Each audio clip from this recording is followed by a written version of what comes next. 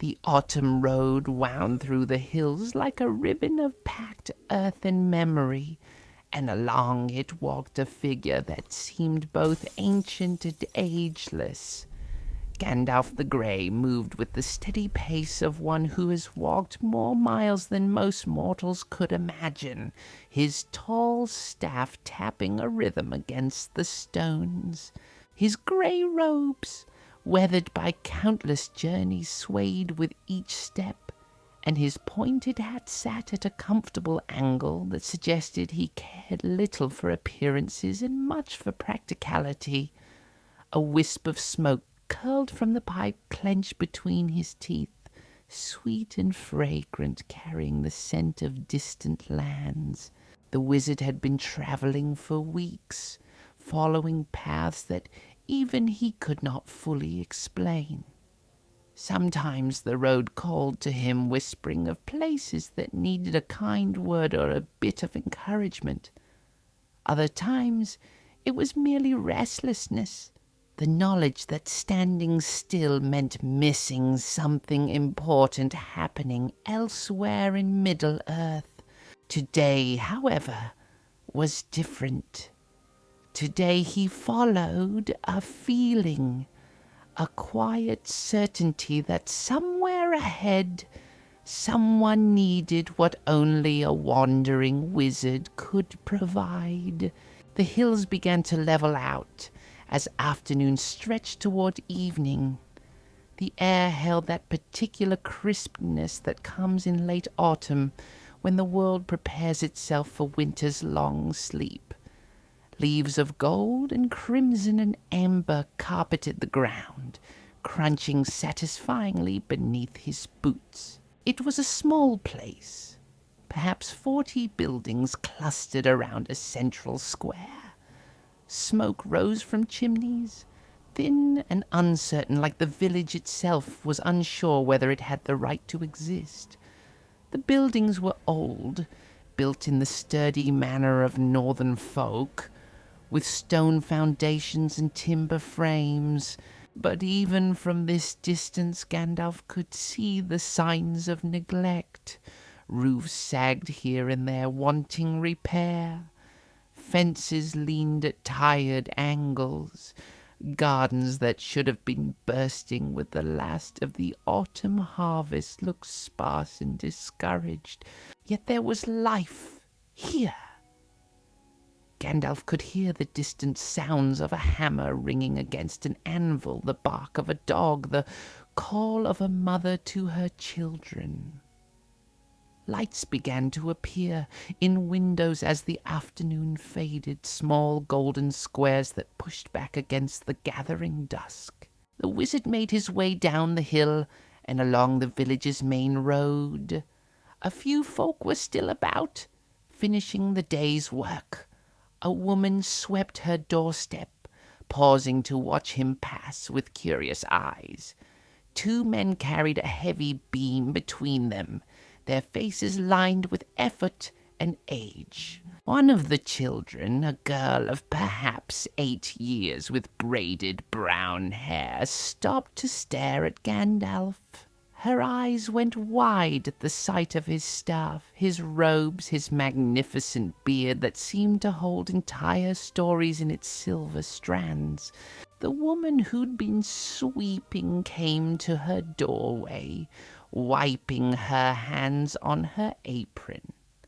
She was perhaps 30, with the kind of face that suggested she'd known both joy and hardship, and had learned to accept both with equal grace.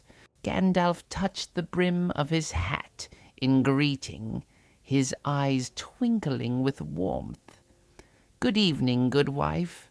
I am but a wanderer seeking a night's rest and perhaps a meal.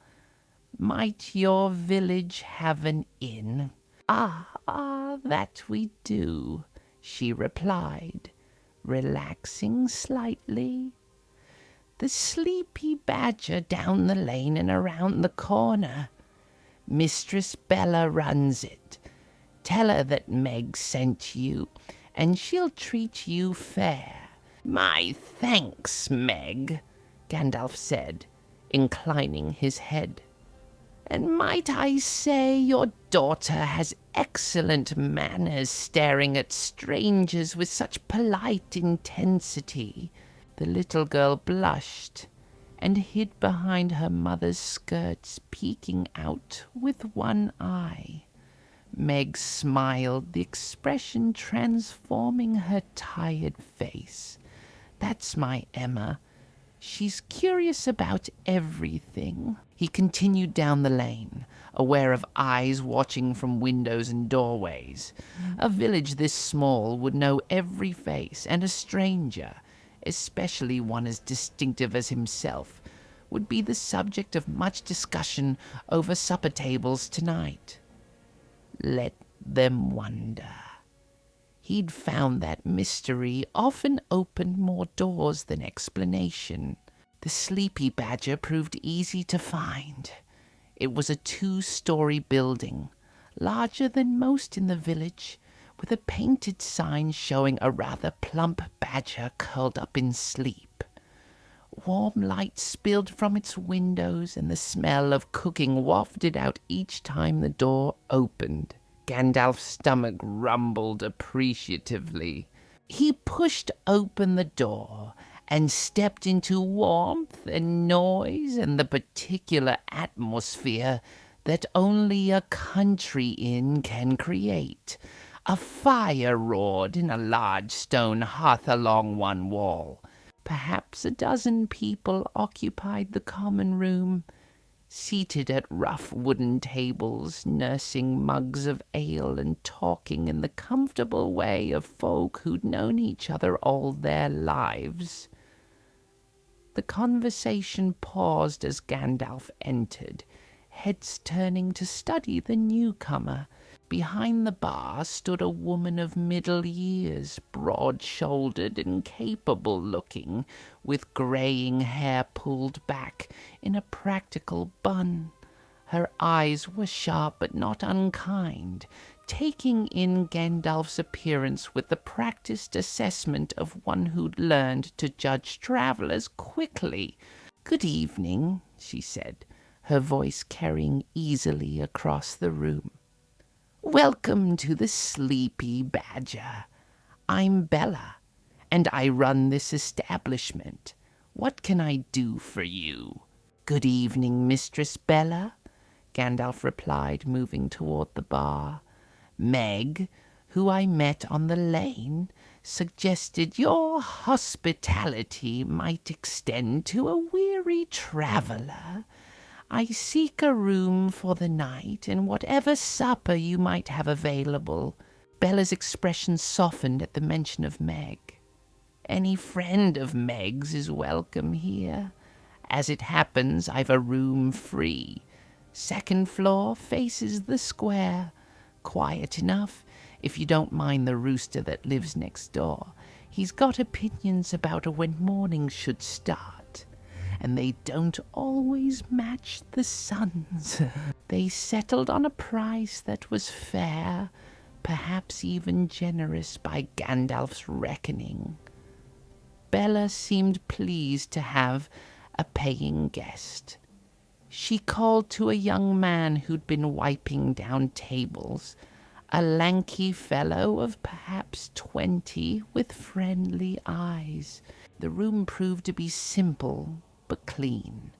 A sturdy bed with a straw mattress, a small table with a basin for washing, a chair by the window, and pegs on the wall for hanging clothes. The window did indeed look out over the village square, and Gandalf could see the last of the daylight fading over the rooftops. It was perfect. The young man's face fell slightly. "Quiet? I suppose it is, compared to what the elders say it used to be. My grandfather tells stories of when the village was prosperous, when travellers came through regular like, when the harvest festivals drew folk from 3 valleys over. But that was before my time. Now we're just here, I suppose."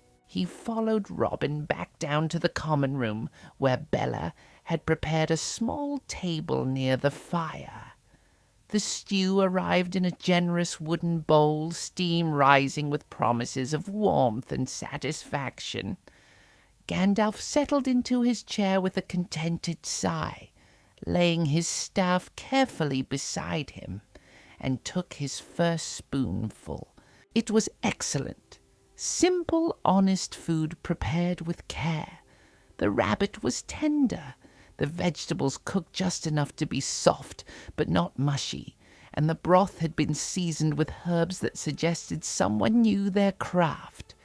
The bread, when he tore into it, was dense and filling, perfect for soaking up the last of the stew. As he ate, the villagers gradually returned to their conversations, though he noticed glances in his direction. Curious, but not hostile. After a time, an older man with a weathered face and grey beard approached his table, mug in hand. "Forgive the interruption, stranger," he said, his voice rough but polite. "I'm Oswald, mayor of Thornhaven, such as it is. We don't often see travellers, and never ones quite like yourself.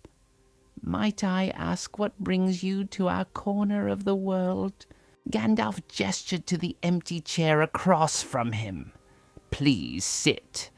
I am Gandalf, and I am simply a wanderer who goes where the road leads. Today it led here." Oswald settled into the chair with a slight grunt.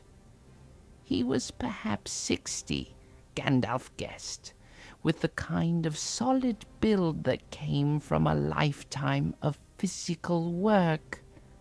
His hands, wrapped around his ale mug, were calloused and strong.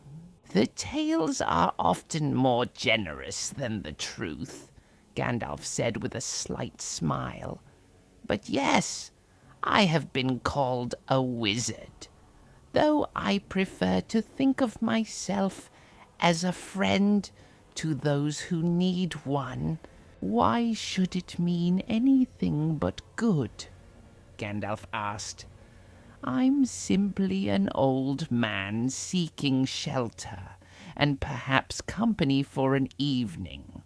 Unless you have some terrible secret you're hiding, some dragon in your cellar or goblin in your well." Oswald barked a laugh at that, surprising himself.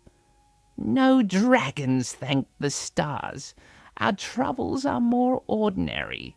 Poor harvest these last few years, young folk leaving for the cities, trade routes that used to pass through here now going elsewhere. We're fading, I suppose, though we're too stubborn to admit it outright." Gandalf studied the mayor's face, seeing the weight of responsibility there, the quiet worry of a man who cared deeply for his people but didn't know how to help them. "Fading is not the same as gone," he said quietly. "A fire that's burning low can still be fed, if one knows where to find the fuel." Before Oswald could respond, the door to the inn burst open, and a group of children tumbled in, Emma from the lane among them. They spotted Gandalf immediately, and approached with the fearless curiosity of the young. But Gandalf waved away the concern, his eyes bright with amusement. "It's quite all right. I've finished my excellent stew, and I find I'm in the mood for company." He looked at the children, perhaps 6 of them ranging from Emma's age to a boy of about 12. "I am indeed a wizard, though perhaps not the sort you're imagining." Gandalf reached into his robe and with a subtle gesture and a whispered word produced a small flash of light that danced above his palm like a firefly. The children gasped in delight as the light swirled and spun, leaving trails of golden sparks. "I travel," Gandalf said, as the light faded. "I tell stories. I help where I can. And occasionally, I remind people that there's more to this world than they might think. Magic isn't just flashes and sparks. It's in the growing of things, the kindness between neighbors, the courage to hope when hope seems foolish." Gandalf looked around the common room, seeing faces turn toward him. Tired faces mostly, worn by work and worry, but also hopeful, hungry for something more than their daily bread. He took a long pull from his pipe, the smoke wreathing his head like a crown, and smiled. "Very well. Gather round, and I'll tell you of ancient days when the world was young and full of wonders." And so, as the fire crackled and the night deepened outside, Gandalf began to weave his tales. He spoke of the elves and their great realms, of the making of beautiful things that would endure through ages. The children sat at his feet entranced. The adults found reasons to linger, to nurse their ale a little longer, to postpone heading home to empty hearths. Even Bella stopped her work behind the bar to listen, her strong hand still for once. Gandalf watched them as he spoke, these simple village folk, who'd probably never traveled more than a day's walk from where they were born.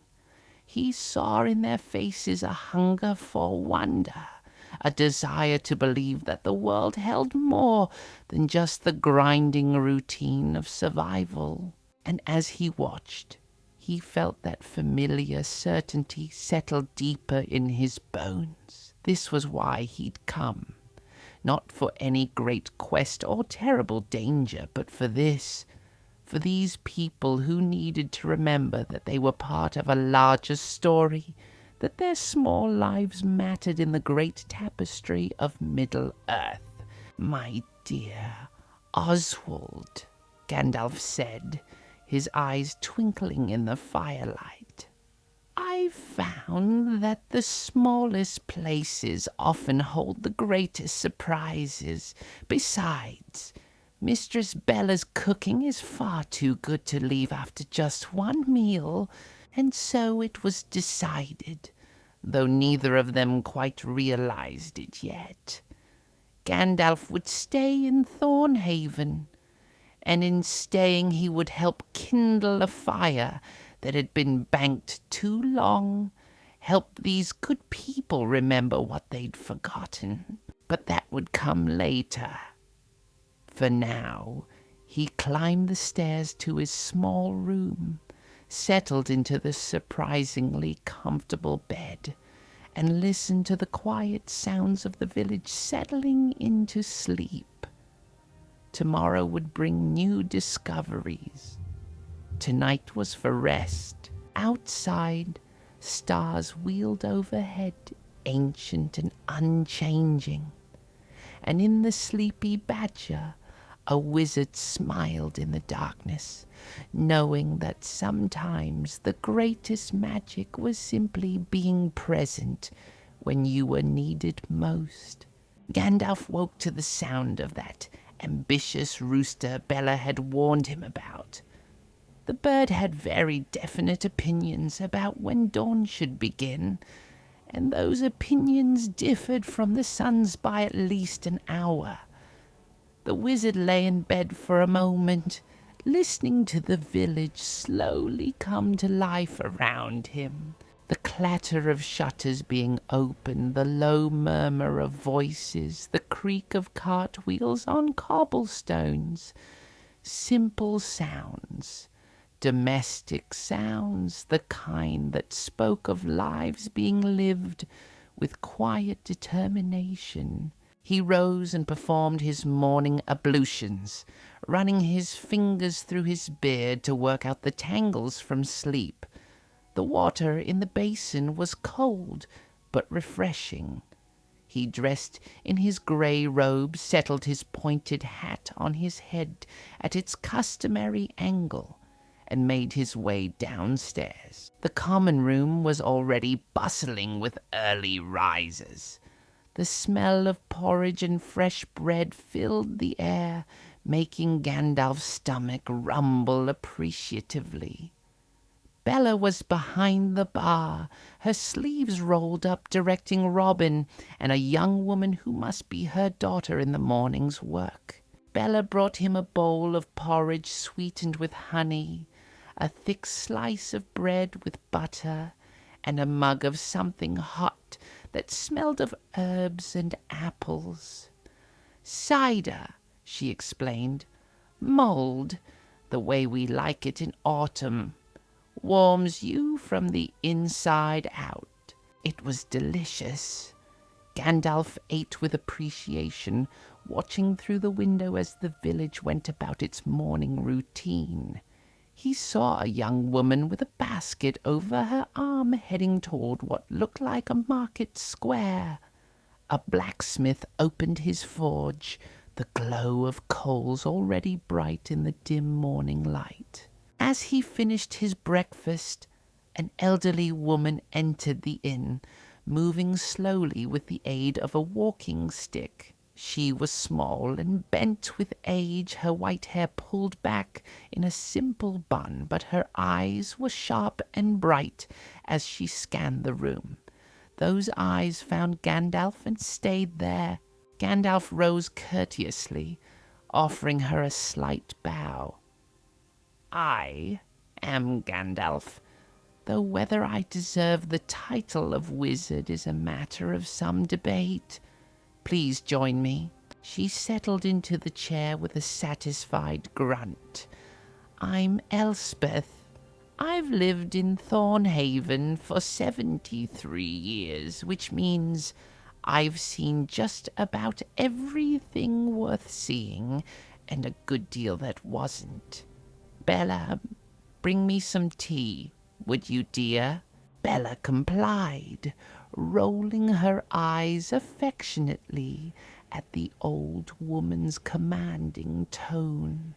Elspeth took a sip of her tea, studying Gandalf over the rim of her cup. "Ah, children," Elspeth snorted. "Everyone enjoyed them, though most of the adults won't admit it. We're too proud here, too used to pretending we don't need anything beyond what we can grow or make ourselves. But stories, those are different. Those remind us we're part of something larger. I'm old enough to remember when this village was different," Elspeth said, her voice taking on a distant quality. "When I was a girl, Thornhaven was prosperous. Not rich, mind you, but comfortable. The harvests were good. Traders came through regular like. We had festivals that drew folk from all over the region." Elspeth was quiet for a long moment, her gnarled fingers wrapped around her teacup. Nothing dramatic. No war, no plague, no disaster. Just a slow fading like a candle burning down. The trade routes shifted. The harvest grew poorer. Young people left for the cities, looking for better prospects. Those of us who stayed got older, got tired. Before Gandalf could respond, the door opened again, and a young woman entered. She was perhaps 25, with dark hair pulled back in a practical braid and intelligent green eyes. She carried a basket filled with bundled herbs and wore an apron stained with various colors, the marks of her trade. "I got distracted," Elspeth said, waving a hand dismissively. "Mira, come meet our visitor. This is Gandalf, the wizard. Gandalf, this is Mira, our healer. best we've had in 3 generations, though she doesn't believe it." Mira blushed at the praise, but moved forward to greet Gandalf properly. "Welcome to Thornhaven, sir. I hope Elspeth hasn't been bending your ear too much. She's known for her opinions." Gandalf smiled, gesturing for Mira to join them. "Please sit. I'm always interested to meet those who practice the healing arts. Tell me, what herbs do you use here?" As Mira began describing her work, Gandalf listened with genuine interest. She was knowledgeable and passionate, speaking of feverfew for headaches, willow bark for pain, comfrey for broken bones, but he heard something else in her voice too. Doubt? Uncertainty. "Thank you," Mira said, but she didn't meet his eyes. "Though I often wonder if it's enough, if I'm enough. Sometimes I think I should leave, go to one of the cities where I could study with master healers, learn more advanced techniques." Mira looked down at her hands, worn from her work. "Because I feel like I'm fighting a losing battle. Every year more people leave. Every year the village grows smaller, quieter. What's the point of being a healer in a place that's dying?" Before Mira could answer, a large figure filled the doorway. A man in his 40s, broad-shouldered and powerful, his arms marked with old burned scars. This, Gandalf knew without being told, was the blacksmith. Mira sighed. Of course they did. "Thank you, Gareth." She rose, gathering her basket. "It was a pleasure meeting you, Gandalf. I hope you'll stay in Thornhaven for a while." After Mira left, Gareth approached their table looking uncertain. "Forgive me for interrupting. I'm Gareth, the village smith. I heard you were telling stories last night, and I wondered—" He trailed off, looking embarrassed. If it's not too much trouble. My wife and daughters would love to hear them, and truth be told, so would I. It's been a long time since we had anything to look forward to." Gareth's face lit up with a smile that transformed his weathered features. "Thank you, sir. Truly." He hesitated, then added, "We're not much, Thornhaven and her people, but we're good folk, honest folk. We've just lost our way a bit." That evening, the Sleepy Badger was packed. Word had spread through the village about the wizard's stories, and it seemed everyone wanted to hear more. Families crowded around tables, children sat cross-legged on the floor, and those who couldn't find seats stood along the walls. Gandalf sat in a large chair near the fire that someone had fetched from the mayor's house, his staff resting against the armrest, his pipe sending up lazy spirals of smoke. He looked around at all the expectant faces and felt a deep warmth in his chest. This was what he lived for, not battling dark lords or fighting monsters, but this.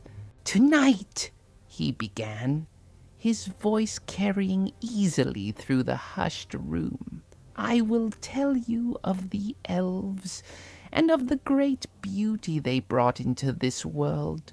He spoke of Rivendell, of its waterfalls and graceful halls, of music that could make stones weep and laughter that rang like silver bells. He told them of the elven smiths and their craft, of things made with such skill and love that they seemed to hold their own light. As he spoke, he watched his audience. He saw Mira leaning forward, her eyes bright with fascination. He saw Gareth's daughters, 3 girls ranging from 6 to 12, listening with rapt attention. He saw Oswald sitting with his wife, a quiet woman with kind eyes, and he saw how the mayor's shoulders seemed to straighten as the story unfolded. The elves, Gandalf said, understood something that many have forgotten. They knew that beauty matters, that craft matters, that taking pride in your work, in your home, in your community, these things are not vanity. They are acts of defiance against the darkness that would see all things diminished and destroyed. He paused, letting those words settle. The elves knew that a single garden, tended with care and love, could be as important as any fortress, that a well-made tool crafted with skill and patience could serve generations, that a community that cared for itself and for each other could weather any storm.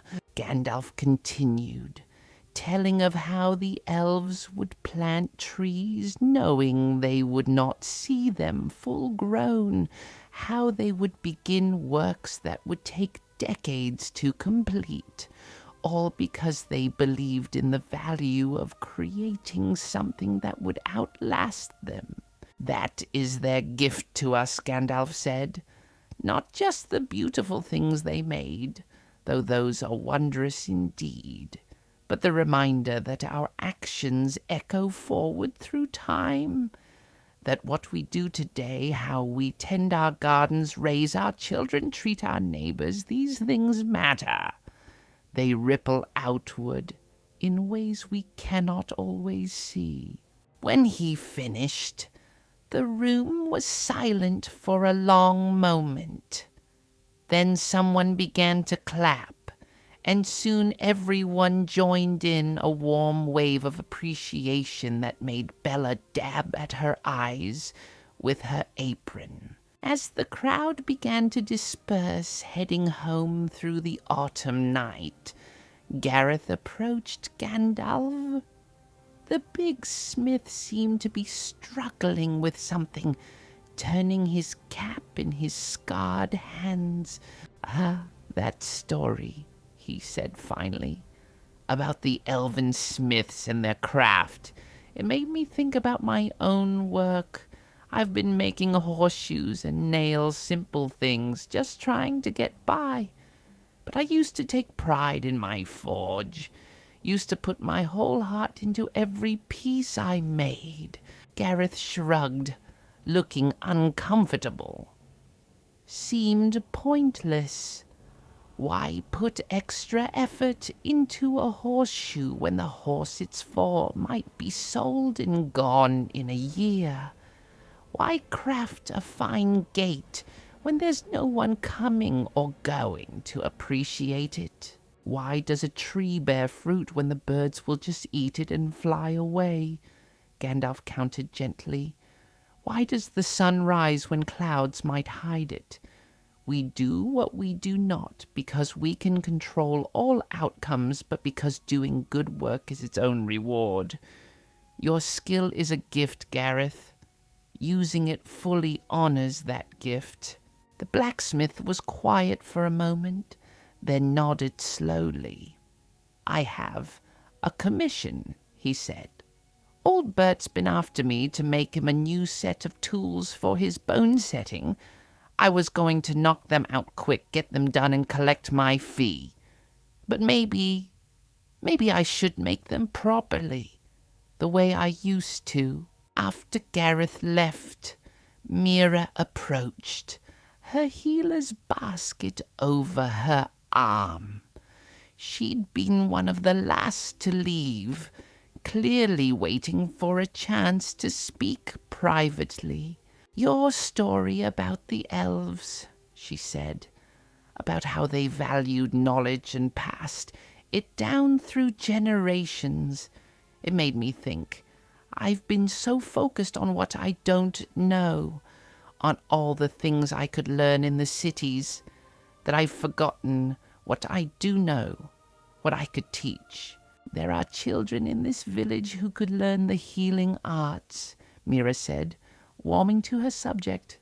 Emma, the little girl you met yesterday, she's always asking questions about plants. And Robin, the boy who works here, he's gentle and patient. Those are gifts for a healer. I could teach them. Pass on what I know. Mira smiled, and it transformed her worried face. A beginning. Yes, I like that. She paused at the door, looking back. How long will you stay in Thornhaven, Gandalf? When everyone had finally gone and even Bella had retired for the night, Gandalf sat alone by the dying fire, smoking his pipe and thinking. In 2 days, he'd already seen the seeds of change beginning to sprout. Gareth was remembering his craft. Mira was considering teaching rather than leaving. The children were dreaming of beauty and adventure. But there was more here, something he couldn't quite put his finger on. Some forgotten history, some lost connection that had once made Thornhaven more than just another small village. He could feel it like a half-remembered melody or a word on the tip of his tongue. Tomorrow, he decided, he would explore. Poke about in corners, ask questions, see what secrets this quiet village might be hiding. Every place had a story, and he suspected Thornhaven's was more interesting than its current inhabitants realized. Outside, an owl called in the darkness, and somewhere a dog barked in response. The village slept, dreaming perhaps of elven halls and beautiful things.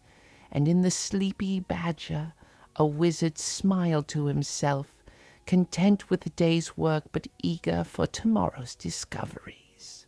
The fire burned down to embers, casting dancing shadows on the walls.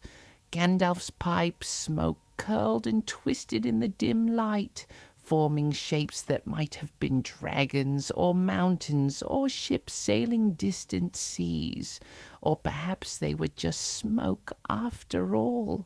But either way, in Thornhaven that night, hope stirred in hearts that had forgotten how to hold it. And that, Gandalf knew, was the beginning of something worth watching. Morning came soft and grey, with mist hanging low over Thornhaven like a blanket someone forgot to fold away. Gandalf rose early, before even the ambitious rooster had begun his pronouncements, and made his way quietly down the stairs. The inn was silent, the fire in the common room reduced to ash and a few glowing embers. The village was still sleeping, windows shuttered, doors closed. Only a few thin trails of smoke from early lit fires marked the waking of the earliest risers. Gandalf walked through the empty lanes, his staff tapping softly against the cobblestones, taking the measure of this place in the quiet hour when it belonged only to itself. He noticed things he'd missed in yesterday's busier hours. A house with particularly fine stonework around its doorway, the craftsmanship speaking of skills that had taken years to master. A well in the square, with an elaborate iron cover, decorated with scrollwork that formed patterns of leaves and vines. His wandering took him to the edge of the village, where the buildings gave way to open land. Here he found something that made him stop and stare. Behind a sagging wooden fence, hidden by overgrown brambles and weeds, was a garden. It was perhaps half an acre, surrounded by a low stone wall that had crumbled in places. The gate hung askew on broken hinges, and the path that must have once led through the center was barely visible beneath a carpet of dead leaves and encroaching grass. But even in its neglected state, Gandalf could see the bones of something extraordinary. There were old rose bushes, gnarled and twisted, their branches reaching up through the weeds like drowning hands. Fruit trees stood in crooked rows, unpruned for so long that their branches tangled together in a chaotic embrace. Along what might have been planting beds, he could make out the remnants of herb gardens, the distinctive shapes of long-dead plantings still visible in the earth. But it was what he saw with his wizard sight that made his breath catch. Beneath the decay and neglect, this garden still held life. Not just the stubborn persistence of weeds and wild growth, but something older, something that whispered of careful cultivation and deep knowledge. Gandalf pushed through the broken gate, his robes catching on brambles as he made his way into the heart of the garden. He knelt beside one of the old rose bushes, pushing aside the dead growth to examine the base. The wood was still alive, still strong. With proper care, with pruning and feeding, these roses would bloom again. He moved to the fruit trees, apple, pear, cherry, all choked with their own excess growth. But underneath, the trunks were solid. These trees had weathered decades, maybe longer. They were survivors. And then, in what had clearly been the center of the garden, he found something that made him understand this place was no ordinary plot. A small bed, circular in shape, protected by a ring of stones that had somehow resisted the encroaching weeds. Gandalf knelt, touching the leaves with reverent fingers. Athelas grew wild in some places, but this plant was cultivated, carefully bred for potency. The leaves were larger than wild-grown, the scent stronger. This was a healer's athelas, the kind that took years of careful selection to develop. Gandalf turned to find Elspeth standing at the garden gate, wrapped in a thick shawl against the morning chill. She leaned heavily on her walking stick, but her eyes were bright as she looked around the overgrown garden. Even after all these years of neglect, she continued, making her way carefully along the buried path. It refuses to die completely, stubborn like the woman who planted it. Elspeth settled herself on a section of the low wall that looked sturdy enough to hold her weight. This was my grandmother's garden. Alara was her name, and she was the finest healer this village ever knew. People came from 3 days' travel to seek her remedies. The old woman's voice grew distant with memory. She planted this garden when she was just a girl, not much older than Almira is now. Spent her whole life tending it, adding to it, perfecting it. Some of these plants came from far away.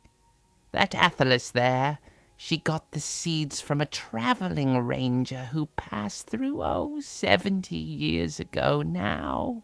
After she died, my mother tried to keep it up, but Mother didn't have the gift for growing things. Plants died under her care, and she eventually gave up.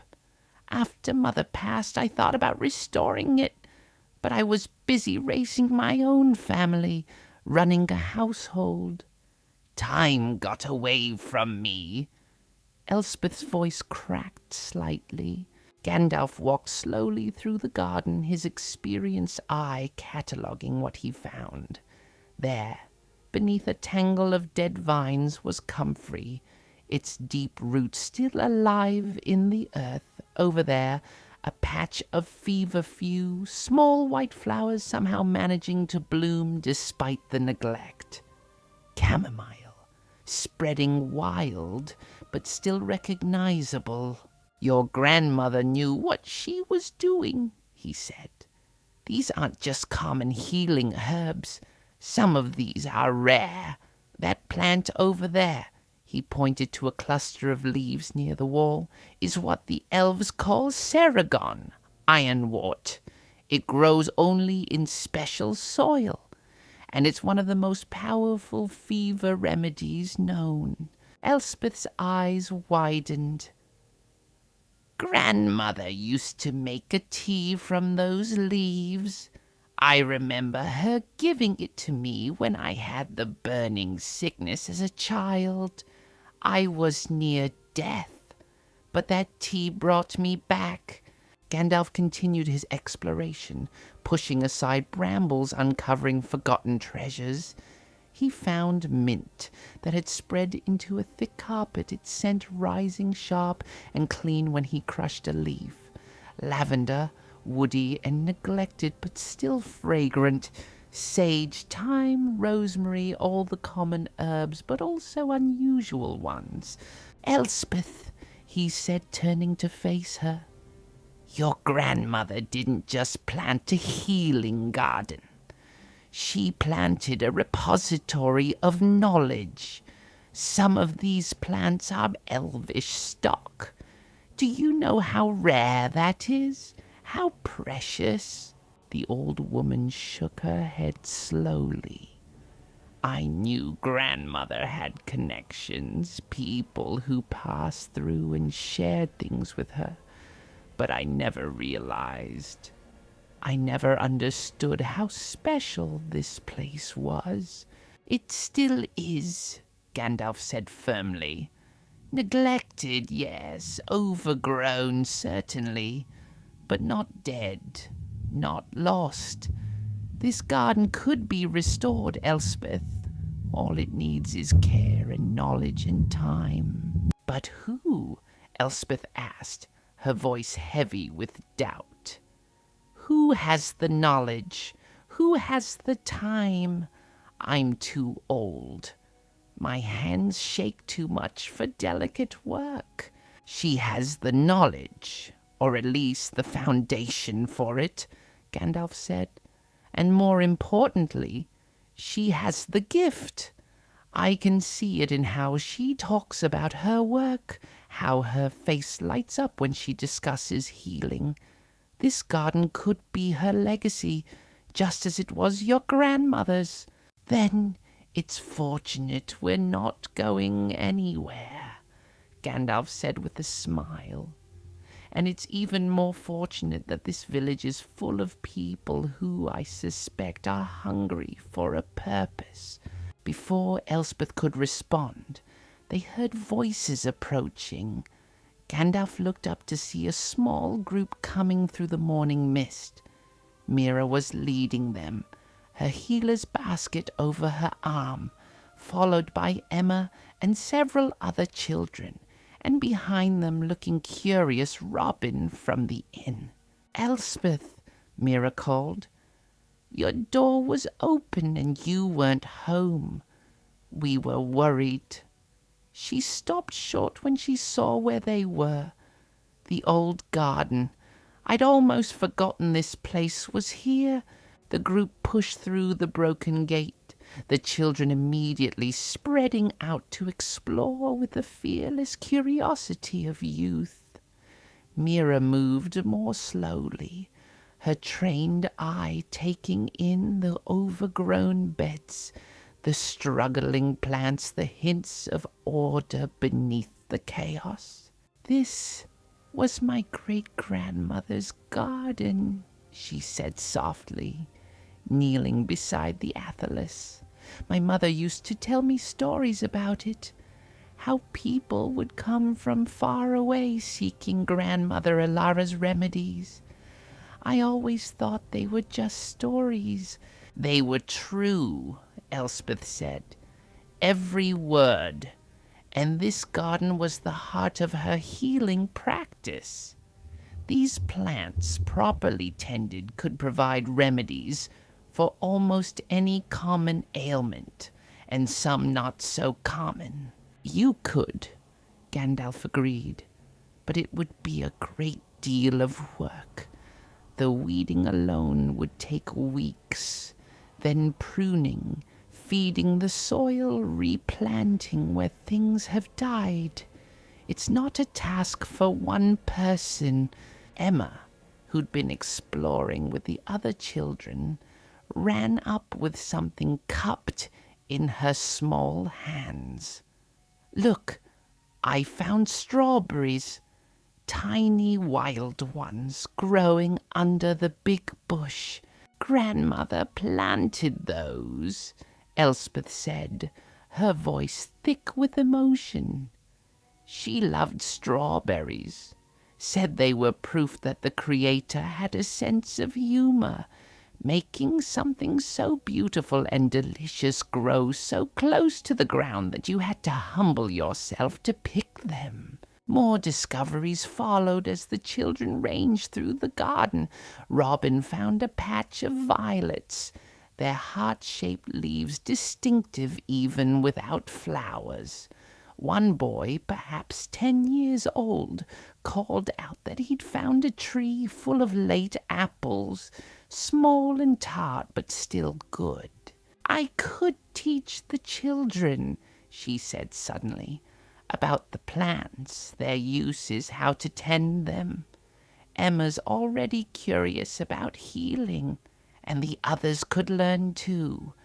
It could be like an apprenticeship, the way things used to be done. Gareth could help, Robin suggested.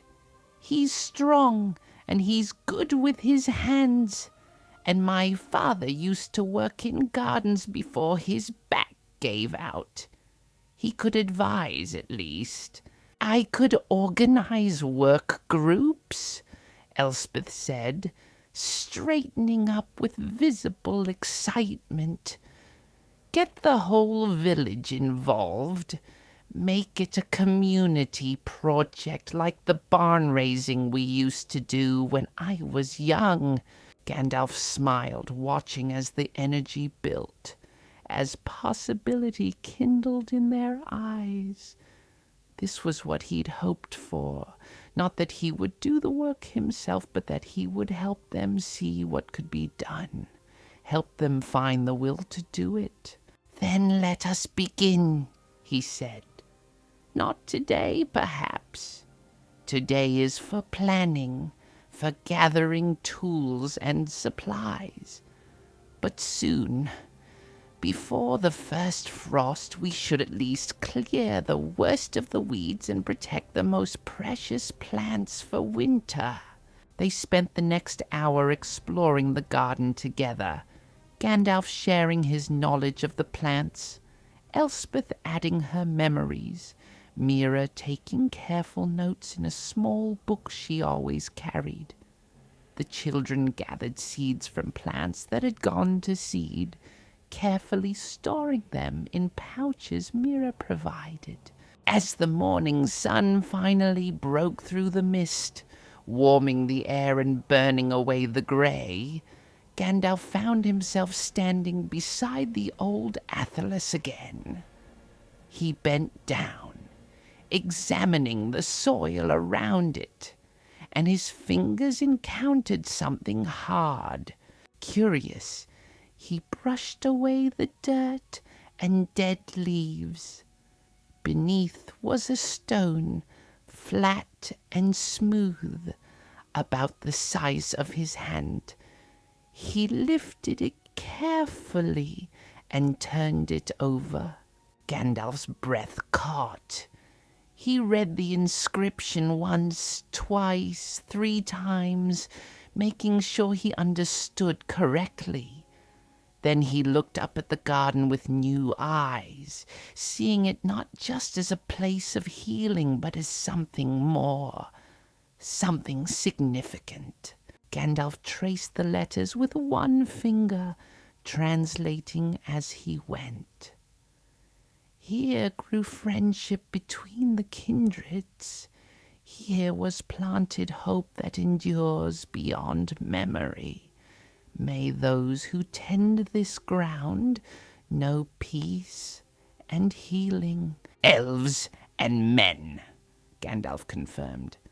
This garden wasn't just planted by your grandmother, Elspeth, or rather, she wasn't the first to plant here. This site is old, very old. In the Second Age, perhaps, or even earlier, this was a meeting place. A place where the elves and the early men of these lands came together in friendship. The weight of this revelation settled over them. The garden was more than they'd thought. It was a testament to an ancient alliance, a symbol of cooperation and peace between the races of Middle-earth. And she recognized them for what they were, Gandalf said. She honored this place by continuing its purpose, by healing, by growing, by nurturing life. He stood, dusting the dirt from his robes, and looked around at the assembled group. Children, healer, elder, all of them staring at the overgrown garden with new understanding. This changes things, Elspeth said quietly. This isn't just about restoring a garden. It's about honoring a legacy, about remembering something the world has forgotten. Yes, Gandalf agreed. But it's also still about healing, about growing things, about bringing beauty back into the world. The grand history and the simple purpose are not at odds. They enhance each other.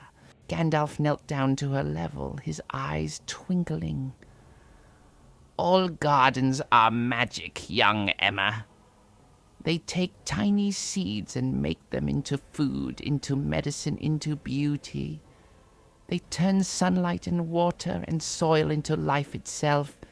If that's not magic, I don't know what is. Yes, Gandalf admitted, smiling.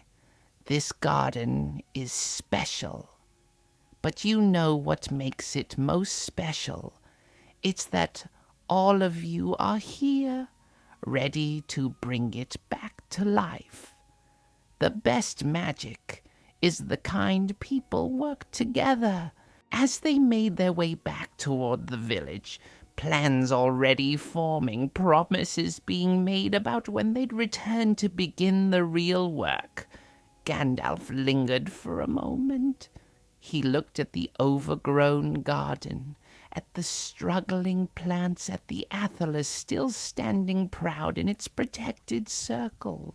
He thought of the elves who'd planted here so long ago, of the men who'd met them in friendship, of all the hands that had tended this soil through the ages. And he thought of the hands that would tend it in the days to come. Young hands, old hands, hands scarred by work and hands still soft with youth. The garden would bloom again. He was certain of it, and in blooming it would help Thornhaven remember what it had forgotten, that they were part of a larger story, that their small acts of care and cultivation mattered, that beauty and healing were not luxuries but necessities, as vital as bread and water. Gandalf smiled to himself, puffing on his pipe as he followed the others back toward the village. Tomorrow, he decided, they would begin. They would start clearing the weeds, pruning the roses, caring for the struggling plants. It would be hard work, but good work. The kind of work that fed the soul as much as it tired the body. And somewhere, he thought, The elves who'd planted here so long ago were smiling too, knowing that their gift had not been forgotten. That even now, in this quiet corner of Middle-earth, people were choosing to create beauty rather than accept decay. The morning mist had burned away completely now, and the autumn sun shone bright and warm. It was going to be a good day, and tomorrow would be better still. News of the garden's discovery spread through Thornhaven like wildfire through dry grass. By midday, it seemed everyone in the village had heard about the ancient site, the Elvish inscription, and the plans to restore it. Some were skeptical, muttering that it was foolishness to waste time on old plants when there were fields to tend and roofs to mend. But most were curious, and curiosity, Gandalf had learned long ago, was the seed from which great things could grow. Mayor Oswald called a gathering in the village square that evening. The whole village turned out, filling the open space with their bodies and their voices. Lanterns had been strung between the buildings, creating pools of warm light against the autumn darkness. Children darted between the adults' legs, excited by the unusual evening assembly. Even old Bert the Bone Setter had made the journey from his cottage on the outskirts, complaining loudly about the cold, but clearly not wanting to miss anything. Gandalf stood to one side, content to observe. This was not his moment. This was for the villagers to decide their own future, to choose whether they would embrace the work ahead or let the opportunity pass them by. Oswald stood on the steps of the village hall, his weathered face serious in the lantern light. "Friends and neighbors," he began, his voice carrying across the square. "You've all heard by now about what was found in old Alara's garden. A stone with Elvish writing, speaking of friendship and hope." "Ha ha ha, it's more than worth preserving," Elspeth called out, her voice surprisingly strong.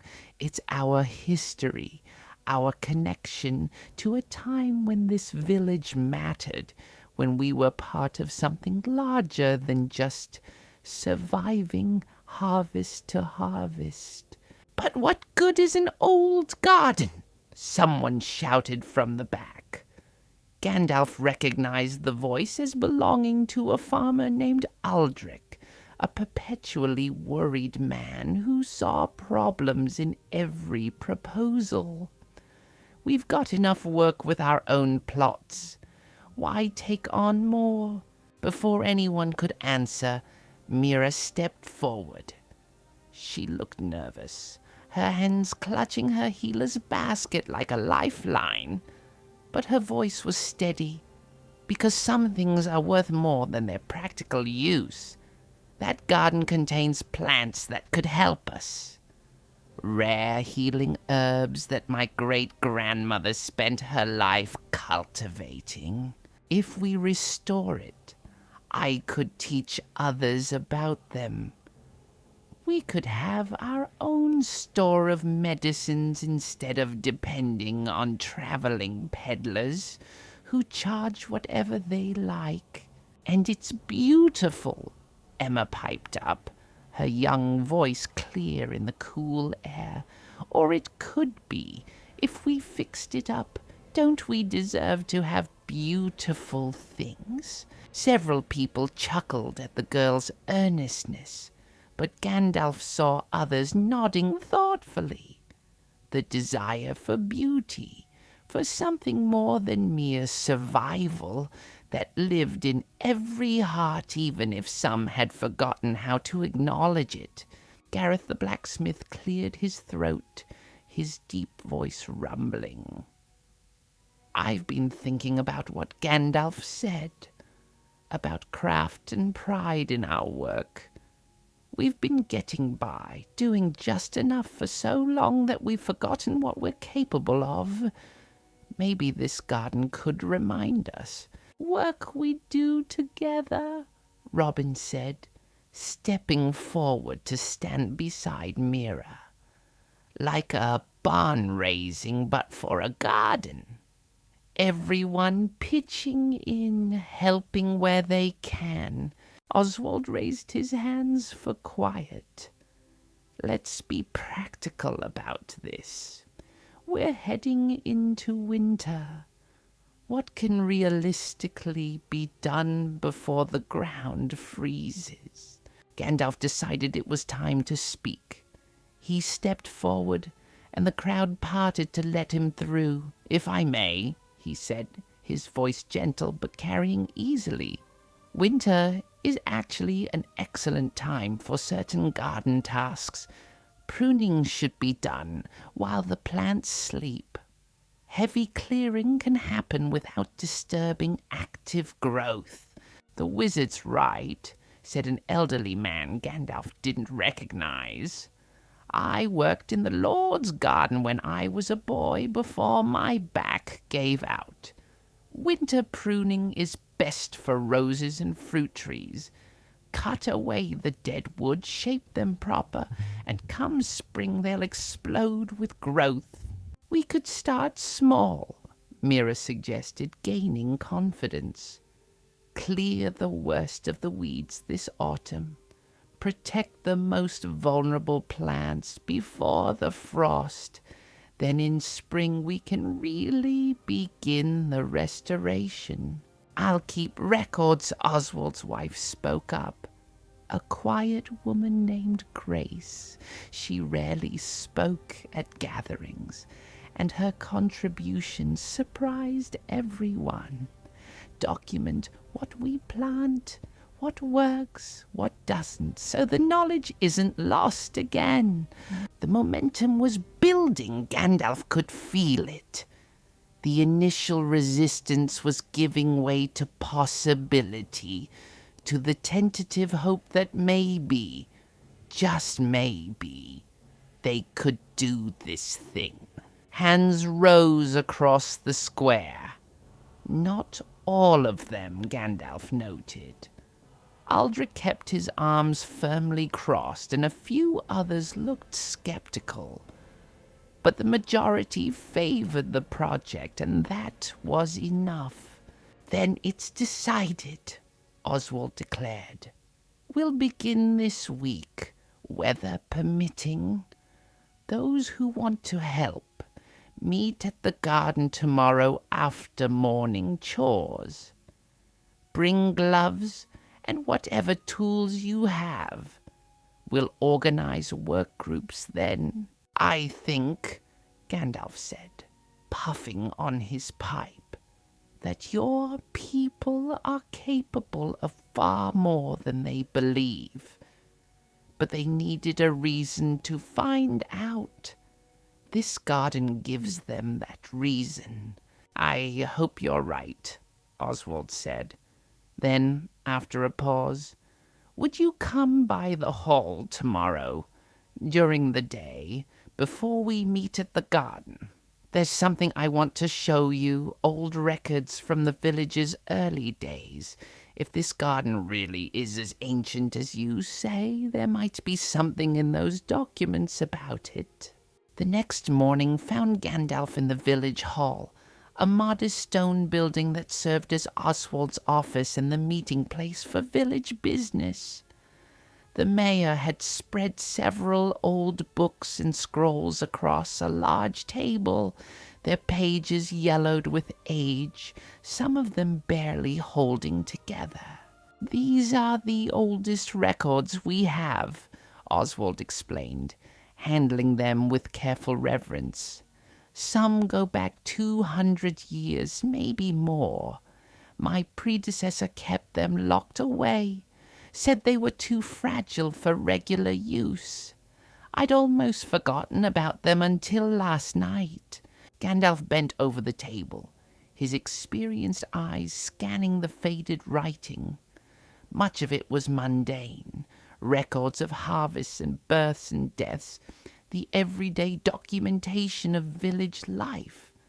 But then, in a journal dated nearly 3 centuries past, he found something that made him pause. "Listen to this," he said, reading aloud. "In this year came the Lady of the Wood, fair beyond mortal beauty, and with her came 3 of her kindred. They met with our elders in the place of growing things, and there was made a covenant of friendship. The lady gifted us with seeds and saplings from her own gardens, and taught our healers the use of them. In return, we pledged to guard this meeting place and keep green the memory of the alliance between our peoples." They read on, finding more references scattered through the years, mentions of the garden being tended by the village healers, each one learning from the previous. Notes about travelers who came seeking remedies from Thornhaven's famous healing garden, and then, about 150 years ago, the references became less frequent. Gandalf found a clue in a journal entry from 140 years past.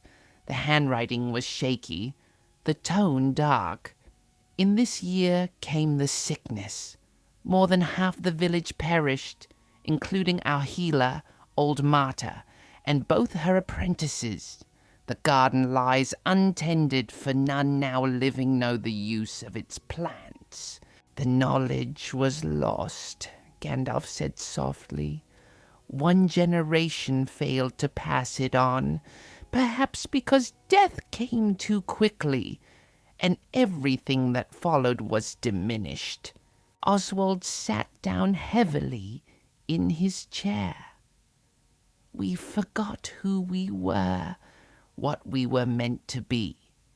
We became just another struggling village because we lost the thread of our own story.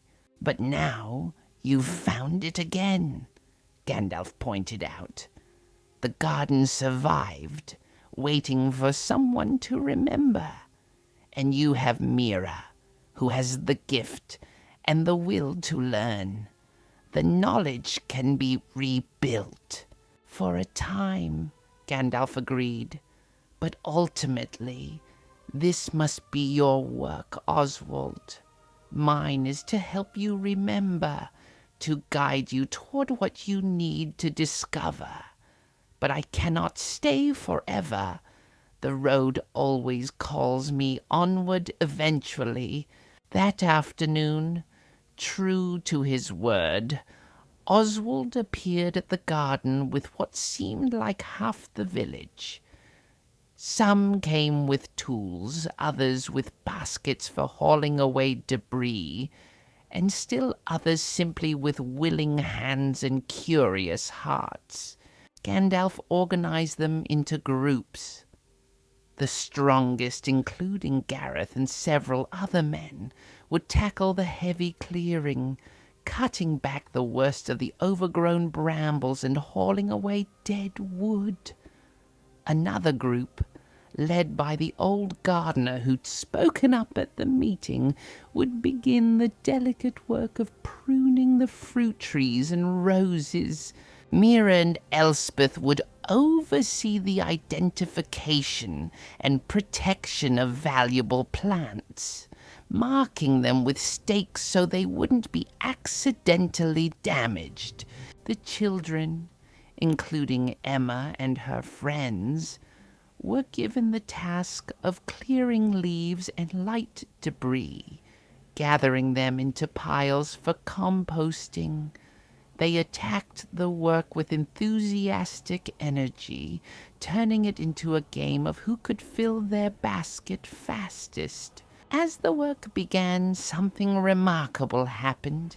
People started talking, really talking in a way they hadn't in years. Stories emerged as hands worked together. The old gardener, whose name was Thomas, shared memories of his time working in noble estates. Gareth told tales of his apprenticeship, learning the smith's craft from his father. "I gave it up when I married," she said, carefully moving a clump of feverfew to safety. "Seemed like there wasn't time for such things, but I've missed it. The smell of the herbs, the satisfaction of making something that helps people." "It's not too late," Mira said warmly. "I could use help in the healing house. Someone to prepare the simpler remedies while I handle the more complex cases." Gandalf moved among the workers, offering advice where needed, encouragement where wanted, and occasionally lending a hand with the heavier tasks. But mostly he watched and listened, seeing the village knit itself together through shared purpose. By the time the autumn sun began to sink toward the horizon, they'd made remarkable progress. A large section of the garden had been cleared of its worst overgrowth. The fruit trees stood cleanly pruned, their branches no longer tangling in chaotic profusion. The roses had been cut back hard, their remaining canes healthy and strong. As people gathered their tools and prepared to head home, tired but satisfied, Elspeth approached Gandalf. She was leaning heavily on her stick, clearly exhausted, but her eyes shone. "You helped us remember," Elspeth insisted. "Sometimes that's the most important thing. Helping people remember who they really are, what they're capable of." That evening, the sleepy badger was busier than Gandalf had yet seen it. Everyone wanted to share their stories of the day's work, to compare notes on what they discovered, to make plans for the next work session. Bella could barely keep up with the demand for ale and stew, and even she was smiling at the energy filling her common room. Gandalf sat in his usual spot near the fire, smoking his pipe and watching the celebration with quiet satisfaction. Tomorrow they would work again, and the day after that. The garden would slowly transform from forgotten ruin to living memorial, and in doing so it would transform the people tending it. Gandalf considered this carefully. "I think," he said slowly, "that the elves are very wise, and they know many things that others do not. And I think they would be pleased to see people caring for something beautiful, honoring a friendship that was made long ago." "Perhaps you will," Gandalf said, though privately he doubted it.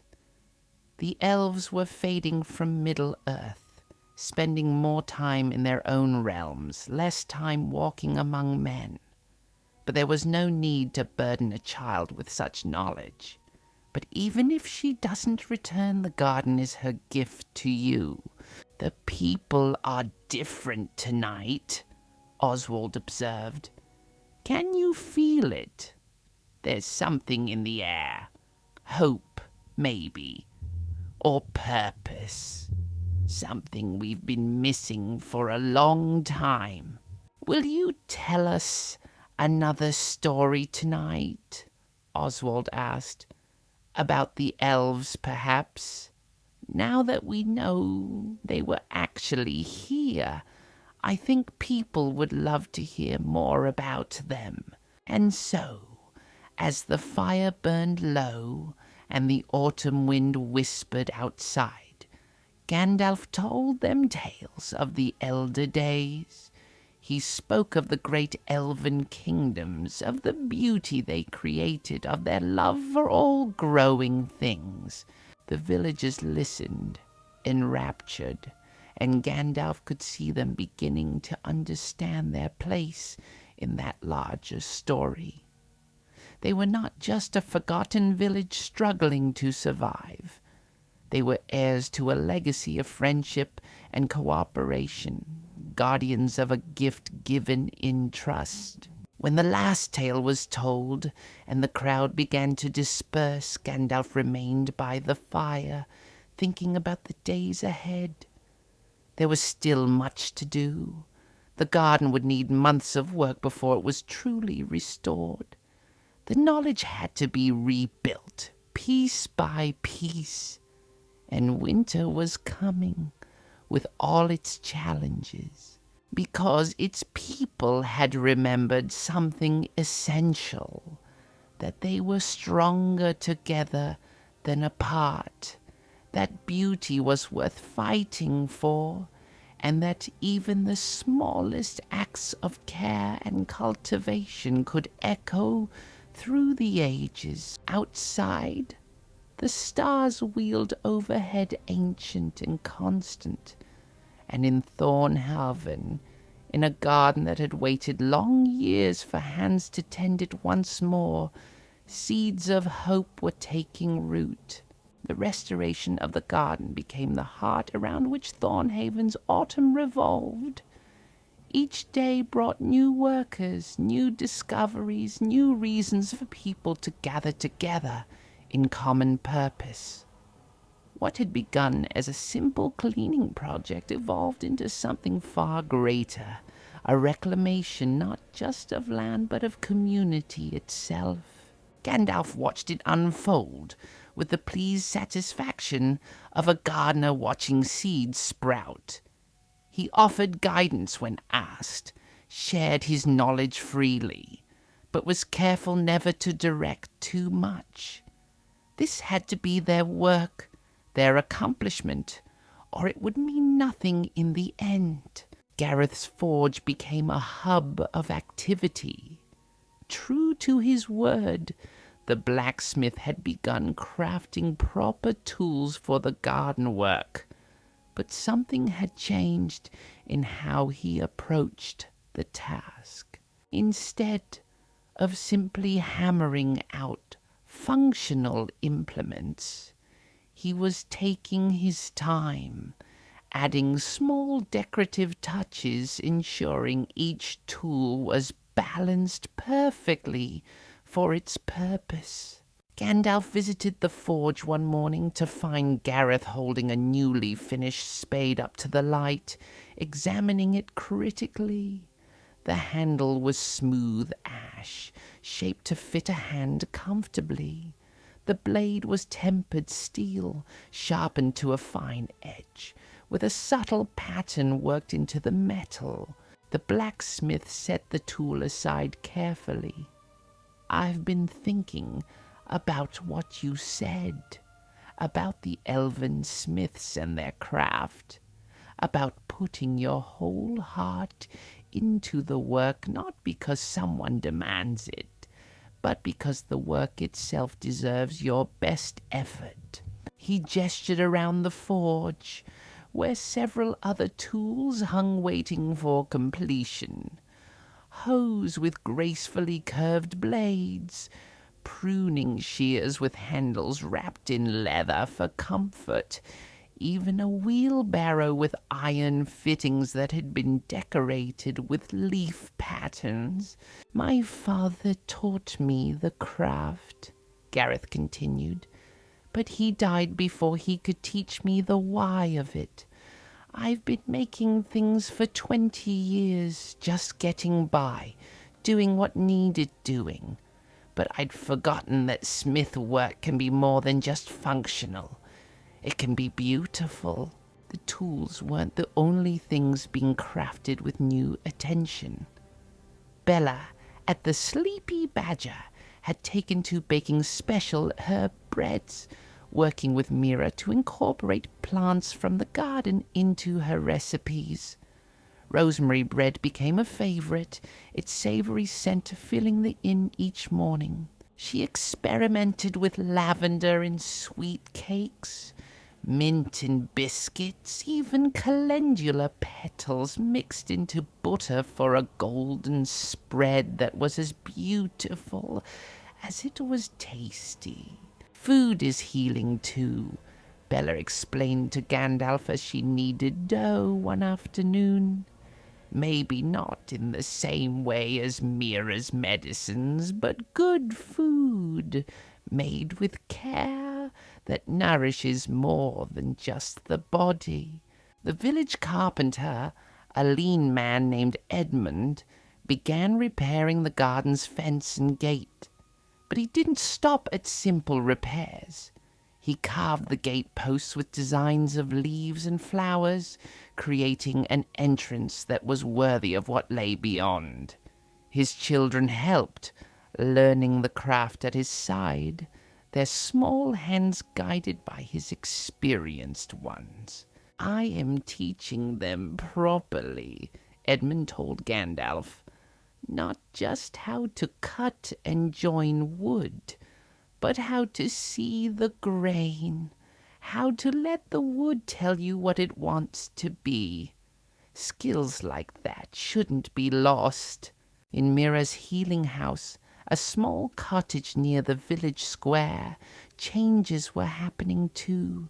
She'd begun teaching in earnest with Emma and 2 other children as her first students.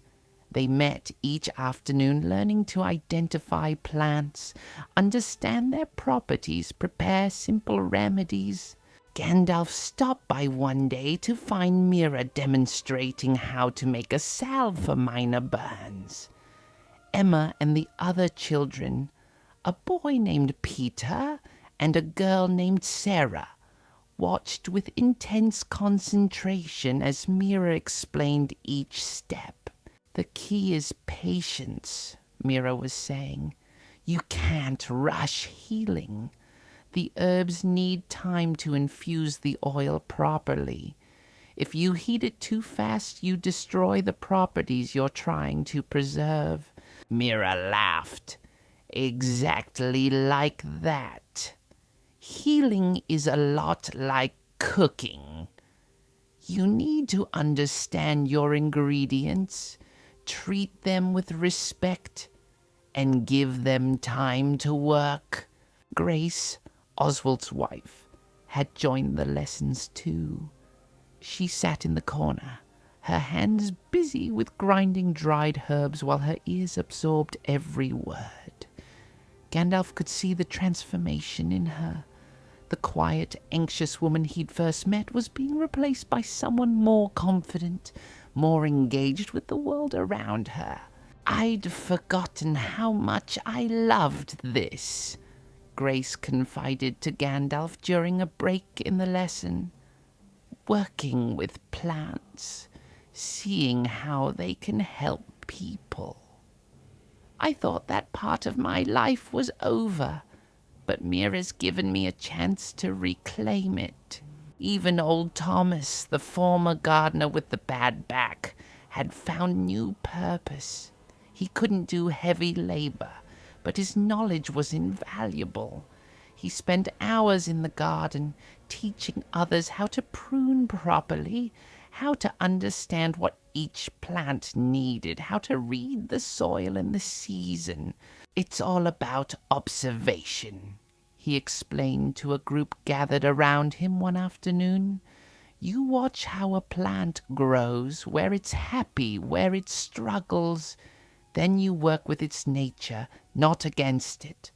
Try to force a sun-loving plant into shade and you'll both be miserable. But find the right spot for it, and it'll reward you bountifully." The children had become the garden's most enthusiastic workers. They'd formed what they called the Garden Guild, with Emma as their self-appointed leader. They'd taken responsibility for the lighter tasks, weeding the paths, gathering seeds, watering the newly transplanted seedlings, and keeping the bird feeders full. The birds help the garden, Emma explained seriously when Gandalf asked about the feeders. They eat the bad bugs and spread seeds, so we should help them back. The logic was sound, and Gandalf was impressed by how much the children had learned in just a few weeks. They could identify dozens of plants by sight and knew the basic uses of many.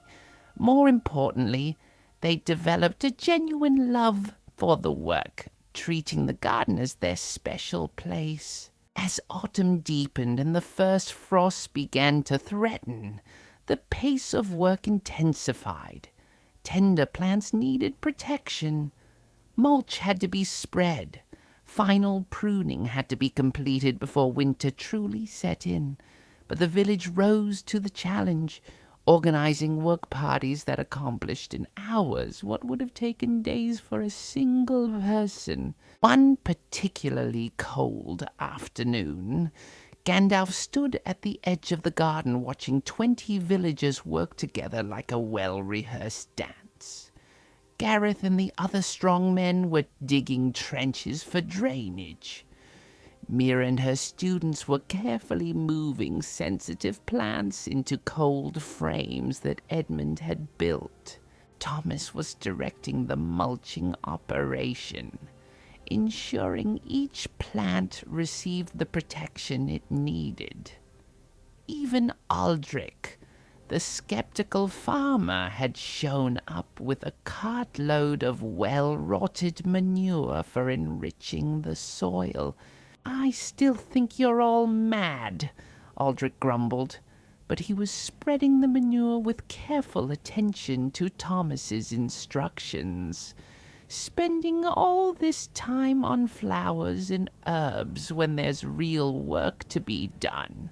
"This is real work," Robin countered, passing by with a wheelbarrow full of straw for mulching. "Maybe the realest work there is, we're creating something that'll last, that'll help people." Oswald approached Gandalf, his face ruddy from the cold and exertion, but wearing a broad smile. "I've been thinking," the mayor said, watching his people work. "This garden project has brought out skills in people I never knew existed. Gareth's craftsmanship, Grace's healing knowledge, Edmund's carving. We should do more of this," Oswald continued, warming to his theme. "Not just gardens, but other community projects. Robin mentioned that the old mill building is falling apart. Maybe we could restore it, turn it into a proper community space. And the village well could use decorative ironwork. Gareth could make something beautiful for it." That evening, as had become tradition, the workers gathered at the Sleepy Badger to warm up and share a meal. Bella had outdone herself, preparing a hearty stew thick with root vegetables and tender meat, served with crusty bread still warm from the oven. As they ate, conversation flowed easily. People who'd barely spoken to each other in years were now sharing jokes, making plans, discussing ideas. The children sat together in their own corner, Emma regaling the others with her vision of what the garden would look like come spring. "There'll be roses everywhere," she said dreamily. "Pink and red and white and yellow. And the apple trees will bloom like clouds. And the herb beds will smell so good you'll be able to smell them from the village square." Gandalf listened, his heart full. These children would grow up with the memory of creating something beautiful, of being part of a community that worked together. That was a gift that would shape them for life. Mira approached his table, settling into a chair with a tired sigh. "I never imagined it would be like this," she said. "When we first found the garden, I thought it would just be me, and maybe a helper or two trying to restore it. But look at this. It's become something the whole village cares about, because it gave them something to care about together," Gandalf said. "People have a deep need to be part of something larger than themselves, to work toward a common goal. The garden provided that opportunity." "I've been thinking about staying," Mira admitted quietly. "Before, I was so sure I needed to leave, to go to the cities and study with master healers. But now I realize I have everything I need right here. Knowledge to learn from the garden, students eager to be taught, a community that values what I do." "I just want to say something," Gareth began, looking uncharacteristically nervous. "I've lived in Thornhaven my whole life, worked my forge, made my living, raised my daughters.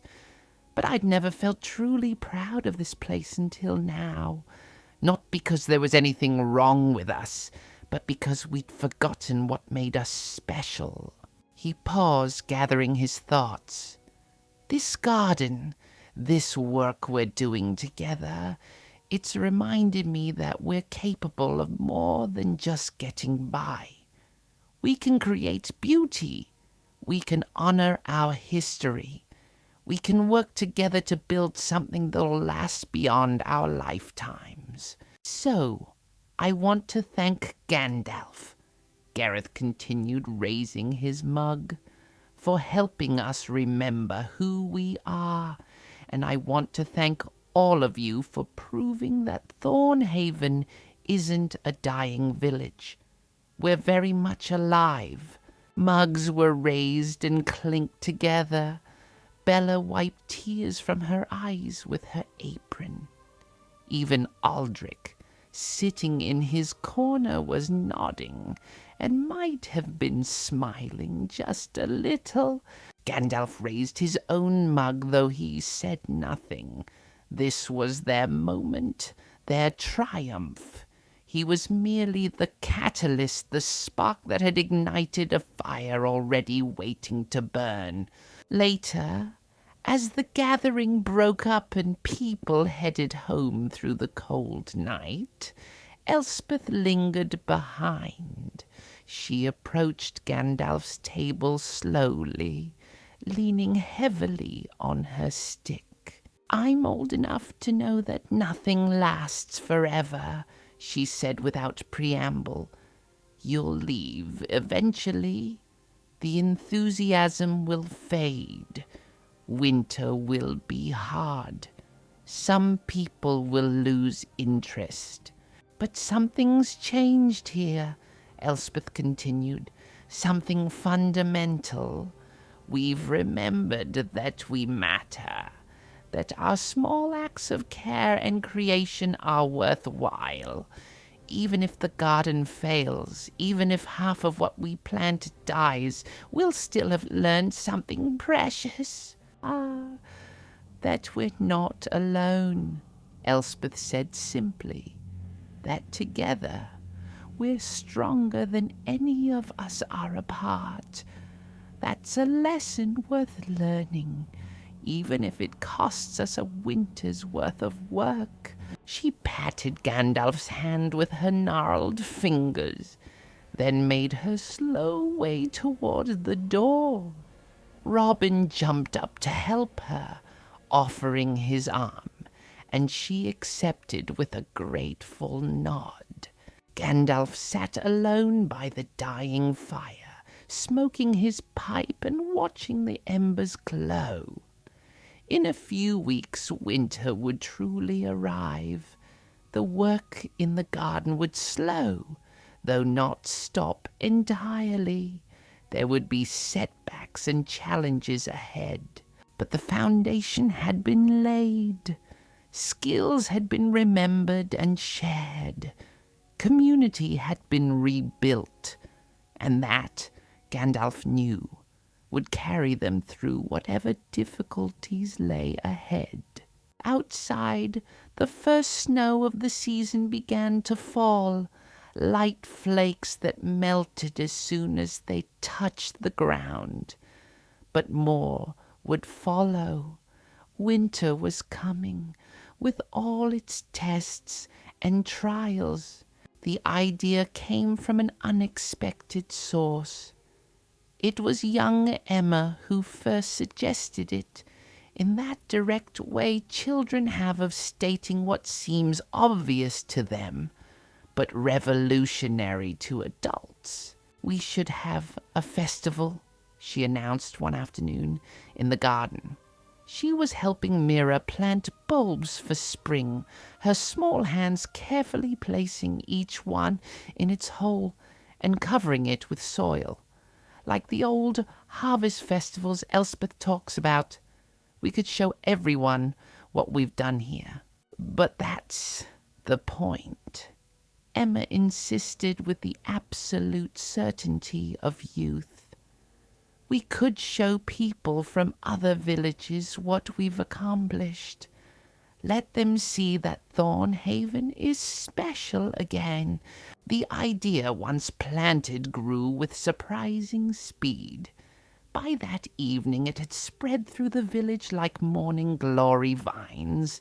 By the next day it was all anyone could talk about.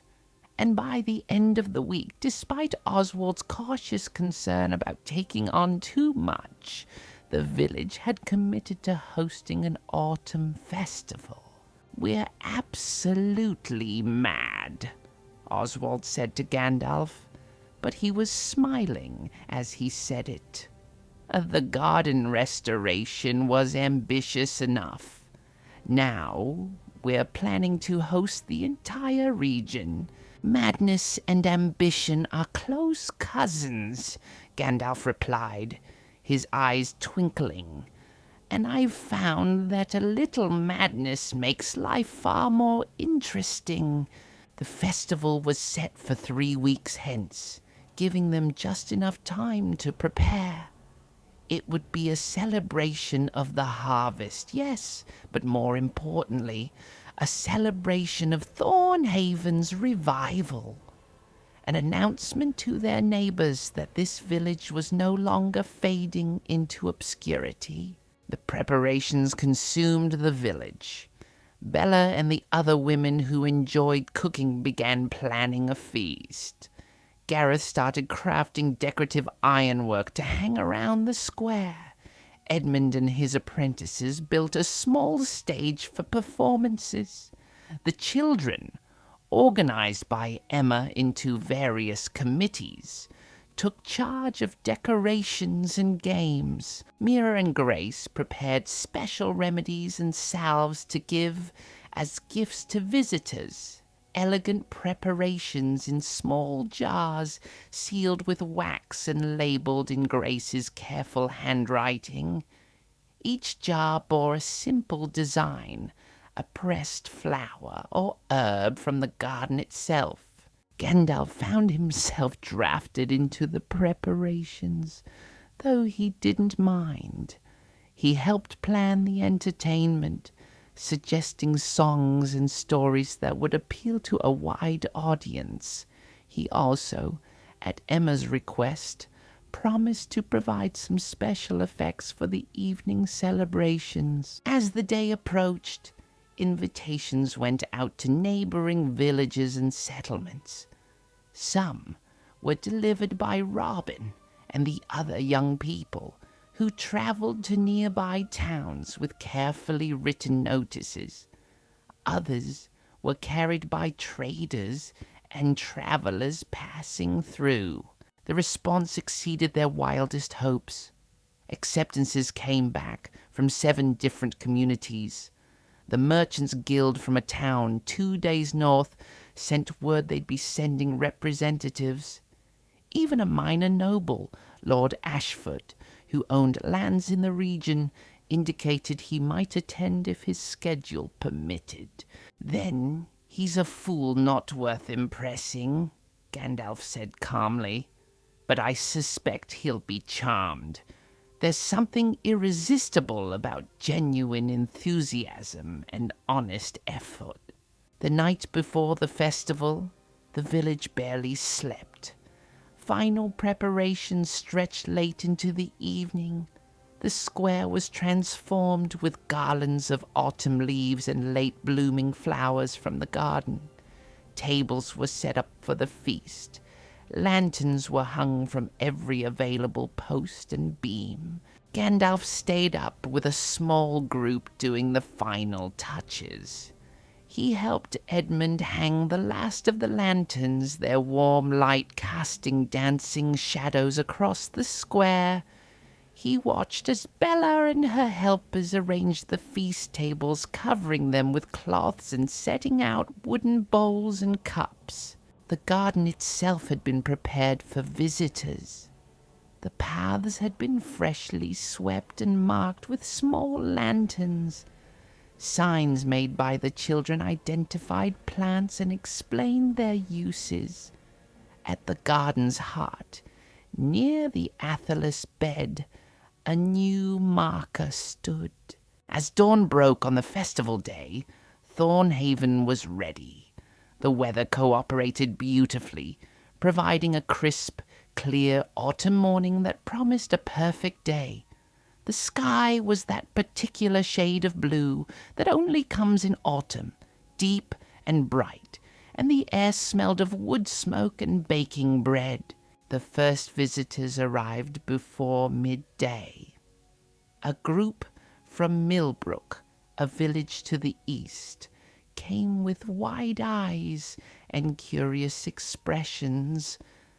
They were greeted warmly and offered refreshments while they waited for the formal opening. More kept coming throughout the early afternoon.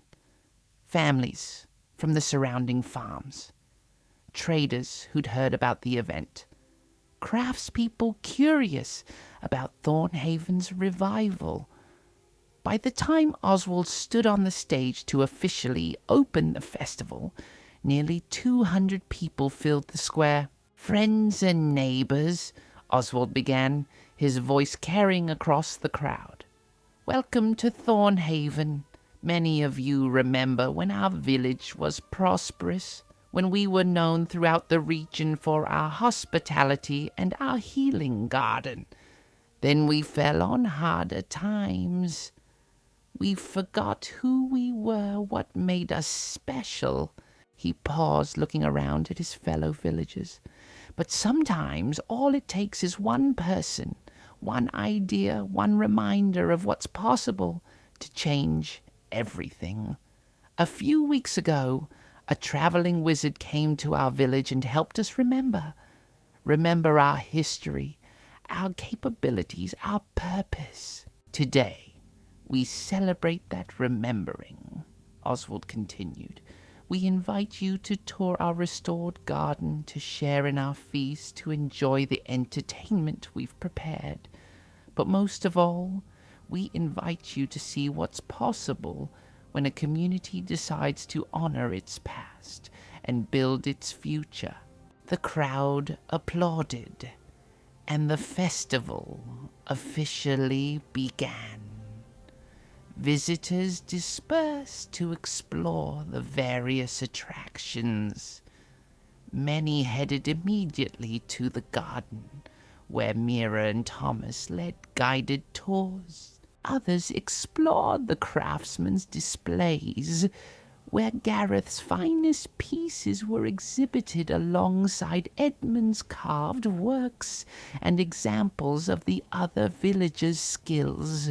The children's game area was immediately popular. Emma and her friends had set up traditional games with creative twists. There was apple bobbing, of course, but also a plant identification challenge where children could win small prizes for naming herbs correctly. The feast began in the late afternoon. Bella and her team had outdone themselves. There were roasted meats, rich stews, fresh breads of every description, vegetable dishes prepared with herbs from the garden, fruit pies, nut cakes, and honeyed pastries. The food kept coming, table after table of it, and still there was plenty for everyone. Gandalf found himself seated at the head table next to Lord Ashford, who had indeed arrived, accompanied by a small retinue.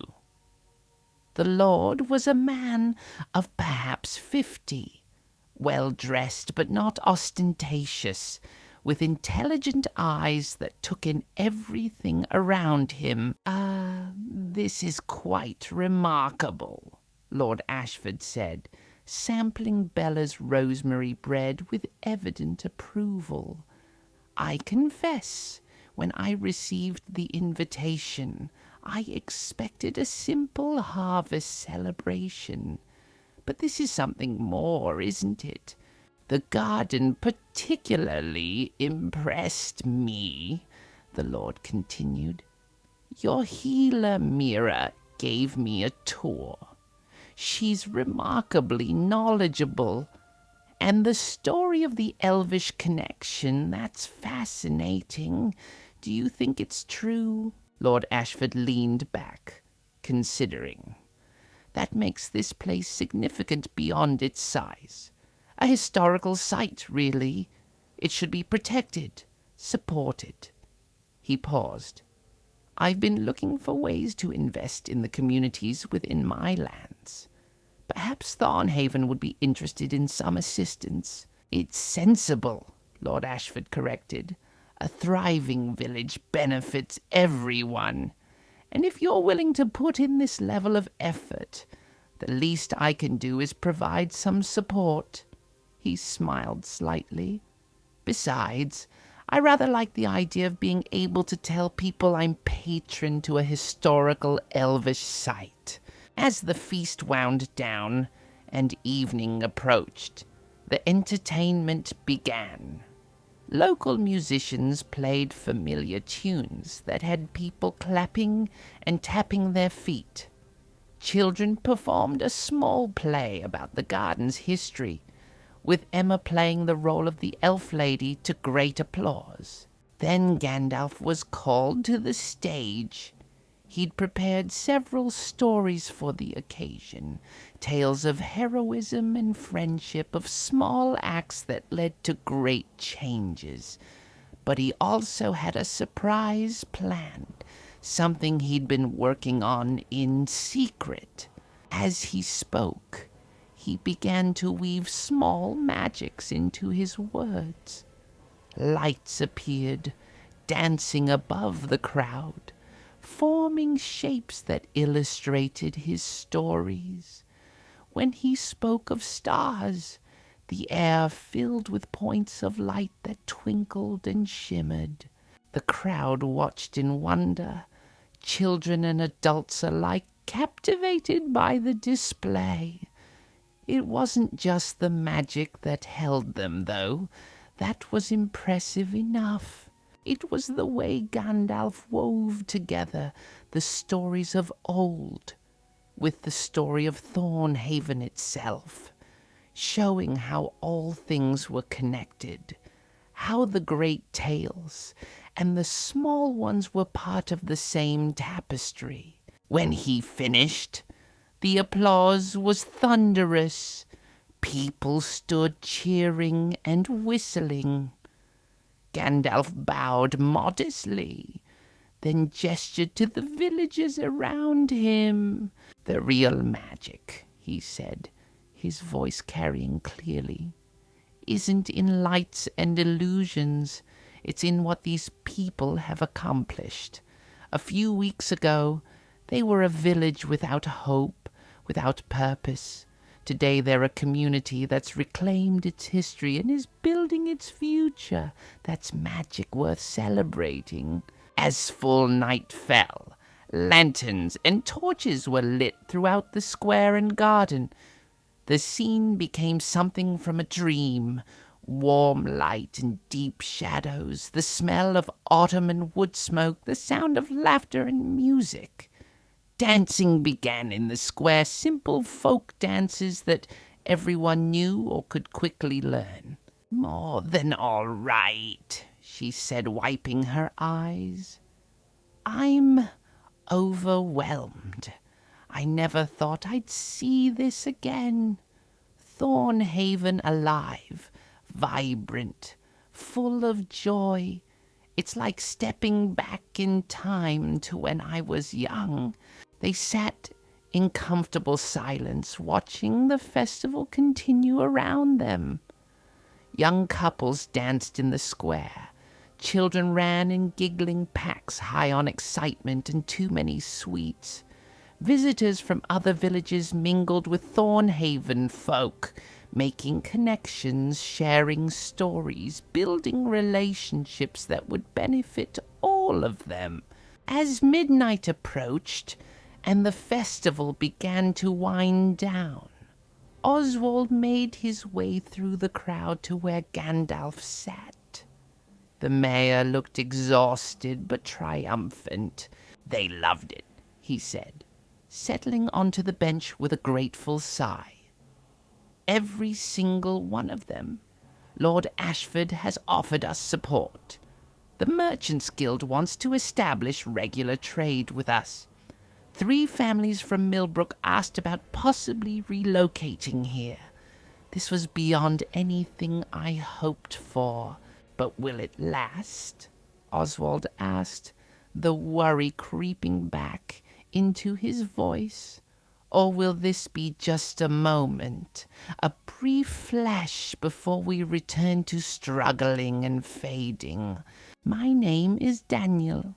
I'm a journeyman herbalist from the eastern cities. I was passing through the region and heard about your festival, about your restored garden. I came to see if it was true." He paused, looking around at the lantern-lit celebration. "I wonder if you might have use for another pair of hands." Oswald stared at him, then looked at Gandalf with wonder in his eyes.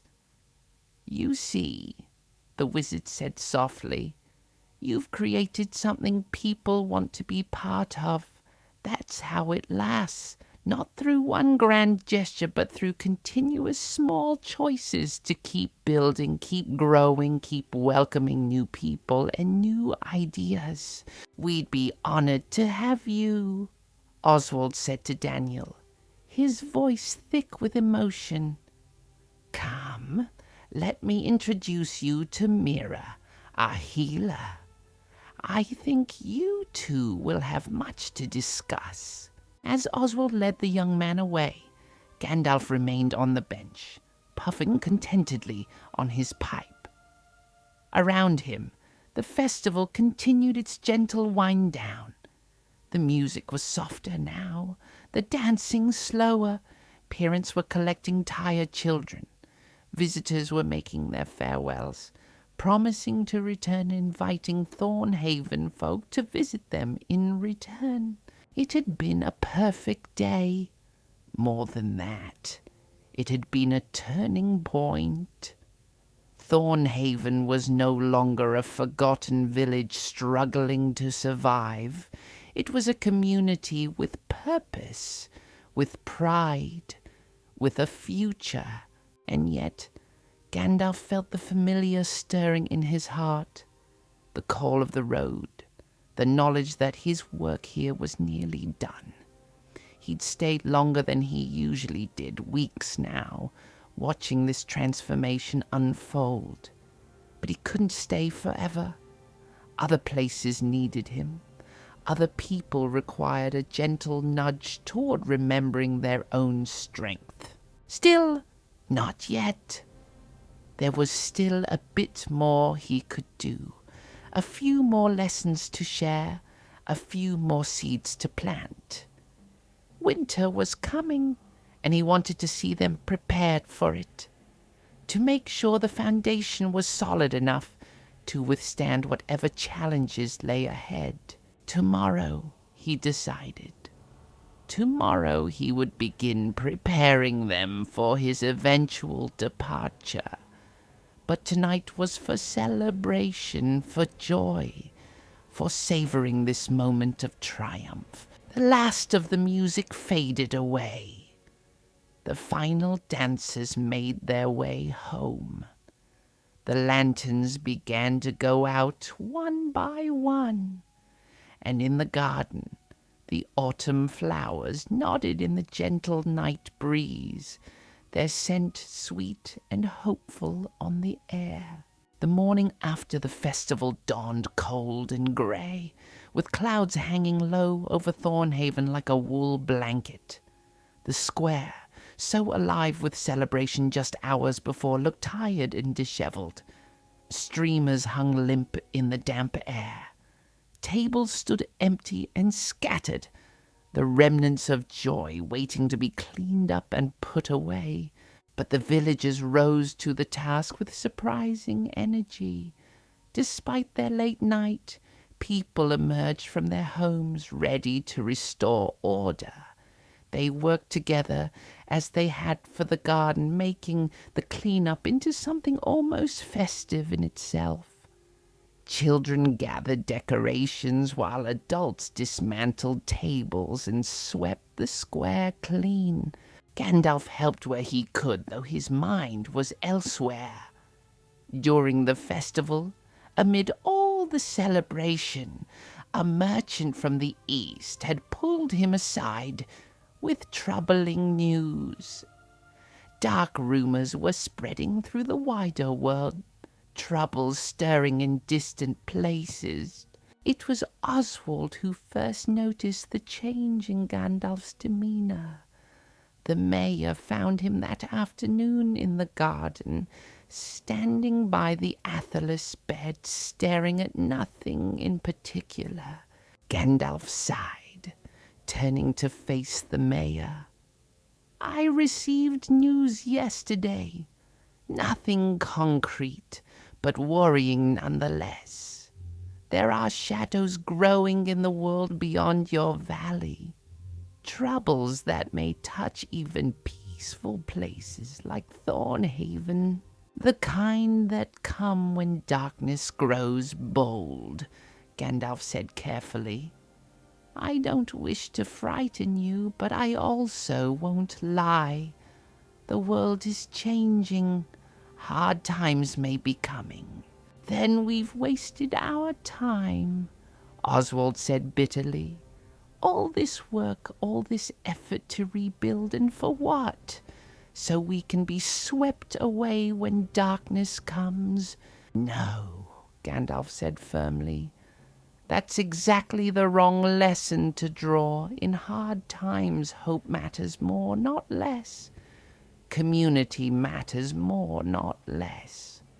The strength you've built here, the connections you've forged, these things will help you weather whatever storms may come." Oswald sat heavily on the garden wall. "I don't know if I can lead my people through dark times, Gandalf. This autumn has been wonderful, transformative even. But I'm not a warrior or a great leader. I'm just a man trying to do right by his village." "The greatest leaders often are," Gandalf said, settling beside him. "The ones who don't seek power, but accept responsibility. The ones who care more about their people than their own glory." "I am," Gandalf admitted. "Not immediately, but soon. The road calls me, Oswald. It always does. There are other places that need help, other people who need to remember their strength." "No," Gandalf said gently. "You need what I've helped you remember. But you no longer need me to remind you. You have Mira's knowledge, Gareth's craft, Elspeth's wisdom, Grace's quiet strength. You have the garden and the community you've built. You have Daniel now, bringing new knowledge to add to the old. These things don't depend on me."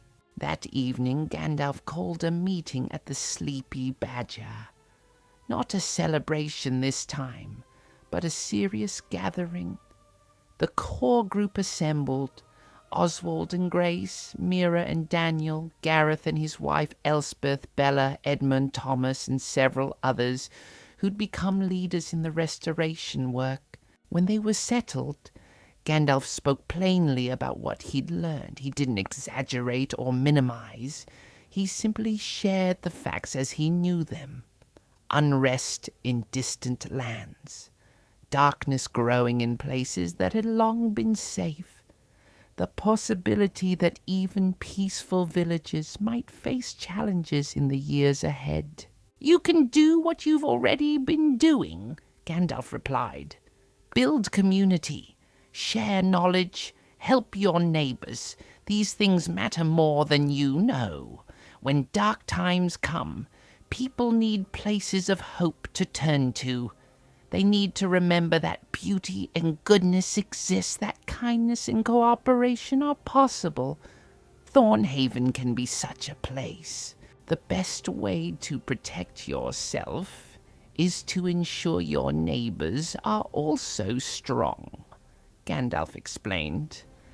"A region of connected, cooperative communities is far more resilient than isolated villages looking out only for themselves." Gareth spoke up, his deep voice thoughtful. "So we continue what we've started. We keep restoring the garden, keep sharing our knowledge, keep building connections with other villages." "Precisely," Gandalf confirmed. "And you prepare practically as well. Build up your food stores. Maintain your tools and equipment. Teach skills to the young. Strengthen your buildings against winter storms. These things serve you well whether dark times come or not. Then you face it together," Gandalf said simply. "You've learned how to work as a community. That's a strength darkness cannot easily break. Fear divides, but love and common purpose unite. Hold to that, and you'll weather whatever comes." Daniel, who'd been listening quietly, raised his hand hesitantly. "I've been in the cities. I've seen what happens when people panic, when fear takes hold. They turn on each other, hoard resources, suspect their neighbors. How do we prevent that here? By making sure everyone feels they have a stake in the community's success," Mira answered before Gandalf could. "By ensuring no one is left out or forgotten. By sharing our resources and knowledge freely rather than hoarding them." The conversation continued late into the night. Plans were made, responsibilities divided. Edmund and Gareth would work on strengthening the village's infrastructure, repairing buildings and improving defenses not against armies, but against the practical challenges of harsh weather and hard times. Mira and Daniel would focus on building up stores of medicines and teaching more people basic healing skills. Bella and the other providers would work on food preservation and storage. Oswald would continue building relationships with neighboring communities, creating networks of mutual support. As the meeting broke up, Gandalf felt satisfied. They understood. They weren't panicking, but they also weren't dismissing the concerns. They were doing exactly what they needed to do, preparing practically while maintaining hope. "Perhaps," Gandalf said, "the road has a way of circling back to places worth revisiting. But even if I don't return, you'll be fine. Better than fine. You'll thrive." Elspeth smiled, though her eyes were sad. "I'm too old to see dark times come again. I survived enough hardship in my youth. But these young ones," she gestured to where Mira and Daniel were talking earnestly by the door, "they'll need to be strong." "They are strong," Gandalf assured her. "You've helped make them so. The knowledge you've shared, the memories you've preserved, these things will serve them well." After everyone had gone, Gandalf sat alone by the fire, thinking. He'd seen this pattern before too many times. Periods of peace followed by trouble. The slow build of darkness creeping in at the edges until it could no longer be ignored. It was the way of Middle-earth, the endless struggle between light and shadow.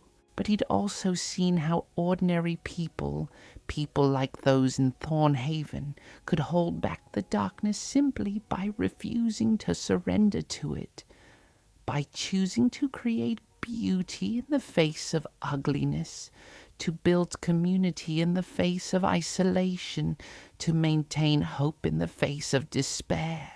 The next few days saw Thornhaven transform again, but differently this time. The frantic energy of the restoration was replaced by steady, purposeful work. Food was preserved and stored carefully. Tools were repaired and organized. Buildings were weatherproofed against the coming winter. But there was joy in it, too. This wasn't fearful preparation born of panic. It was the practical work of people who understood that caring for their community was an ongoing responsibility, not a single grand gesture. Gandalf helped where he could. He taught them a few simple preservation techniques he'd learned in his travels. He advised on efficient ways to organize their stores. He shared stories of other communities that had weathered hard times, drawing lessons from their successes and failures. One afternoon, he found Emma and the other children in the garden, carefully covering the most precious plants with protective frames Edmund had built. Gandalf considered the question seriously. Children deserved honest answers. "I'm concerned," he said, "because I care about people, and I don't want them to suffer. But I'm not frightened. I've seen too much to be frightened of shadows. I've seen that darkness, no matter how strong it seems, is always temporary," Gandalf said. "I've seen ordinary people do extraordinary things when they need to. I've seen communities survive against impossible odds simply because they refused to give up on each other." "Exactly like your garden," Gandalf confirmed. "A few weeks ago, it was forgotten and overgrown. Now it's beautiful and productive. That didn't happen because of magic or great power. It happened because people decided it mattered and worked together to make it better. That same spirit can overcome almost any challenge." The children seemed reassured by this, returning to their work with renewed purpose. Gandalf watched them, feeling the familiar mix of pride and melancholy that came when he knew his time in a place was drawing to a close. That evening, he took a long walk through the village, saying silent farewells to places that had become familiar. The square where he'd first told stories, the garden that had become the heart of Thornhaven's revival, the sleepy badger with its warm fires and good food, the forge where Gareth had rediscovered his craft. He paused at the garden's entrance, looking at Edmund's carved sign. The translation of the Elvish inscription stood clear in the lantern light. Here grew friendship between the kindreds. Here was planted hope that endures beyond memory. Hope that endures beyond memory. That, Gandalf thought, was what they'd created here. Not just a garden, but a living example of what was possible when people chose cooperation over isolation, beauty over decay, hope over despair. The shadows might be growing in the wider world, dark times might indeed be coming, but here, in this small corner of Middle-earth, light had been rekindled, and that light would spread through the connections they'd built, through the example they'd set, through the simple fact of their existence. Gandalf smiled, puffing on his pipe as stars began to appear overhead. Tomorrow he would begin saying his goodbyes in earnest. Tomorrow he would start preparing the village for his departure. But tonight he would simply stand here and appreciate what had been accomplished. Sometimes, he reflected, the greatest battles weren't fought with swords and spells. Sometimes they were fought with pruning shears and trowels, with shared meals and taught skills, with a quiet determination to make things better, even when the world seemed bent on making them worse. And in those battles, Gandalf knew places like Thornhaven were the front lines. They might not know it, these simple villages with their gardens and crafts, but they were warriors in the truest sense, fighting for beauty and community and hope.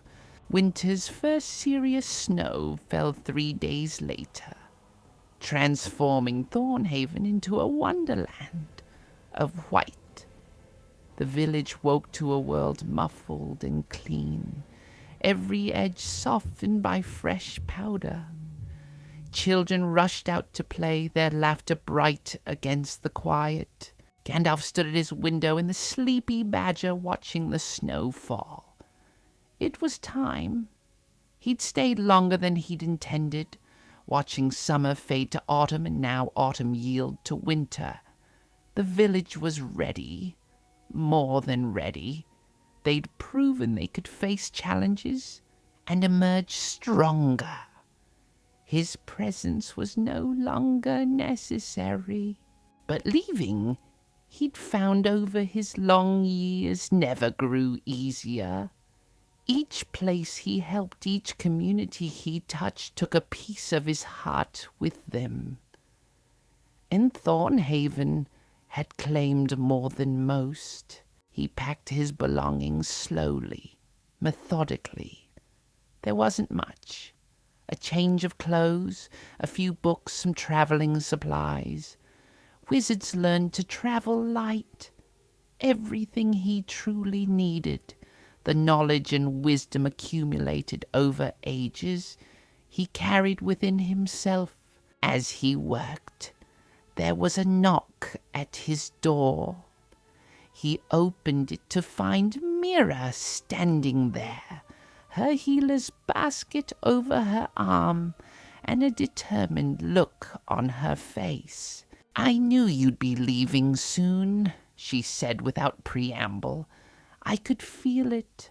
The way you've been saying goodbye with your eyes, even when you're saying hello with your words." "Let me say it anyway," Mira insisted. "When you arrived, I was ready to leave Thornhaven forever. I felt trapped here, limited, like my life was wasting away in this forgotten village. You helped me see that I had everything I needed right here. Knowledge to learn, students to teach, a community that valued my work. You gave me back my purpose. That's what makes it so valuable," Mira replied. "Anyone can give you something you don't have. but helping you see what you already possess. That's true magic. It's not nearly enough, she said firmly. There's athelas for healing, feverfew for headaches, chamomile for sleep, practical things for a traveler. But also, she pulled out one packet wrapped in blue cloth, seeds from our garden, rare varieties, including some of the Elvish stock. If you find other healers in your travels, people trying to build knowledge like we are here, you could share these with them. Help them the way you helped us. After Mira left, others came. Gareth arrived with a walking staff he'd forged, topped with a crystal that caught the light beautifully. Your old staff is fine, I'm sure, the blacksmith said gruffly, but I wanted to make you something to remember us by, something that shows what I learned about putting my whole heart into my work. Edmund brought a small carved box for Gandalf's pipe tobacco, decorated with scenes of the garden in different seasons. So you'll remember how things grow and change, the carpenter explained. Grace appeared with a beautifully illuminated journal, its pages blank and waiting. For recording your travels, she said shyly, and your thoughts. Knowledge preserved is knowledge that can be shared. Even the children came, presenting a collection of drawings they'd made, showing their favorite memories of the garden, of the festival, of Gandalf's stories. Emma's drawing showed Gandalf surrounded by lights while telling tales, her attempt at capturing the magic of that night. You taught me that hope can be found in the smallest places, Gandalf said, that community matters more than grand gestures, that ordinary people doing ordinary things with care and love can change the world.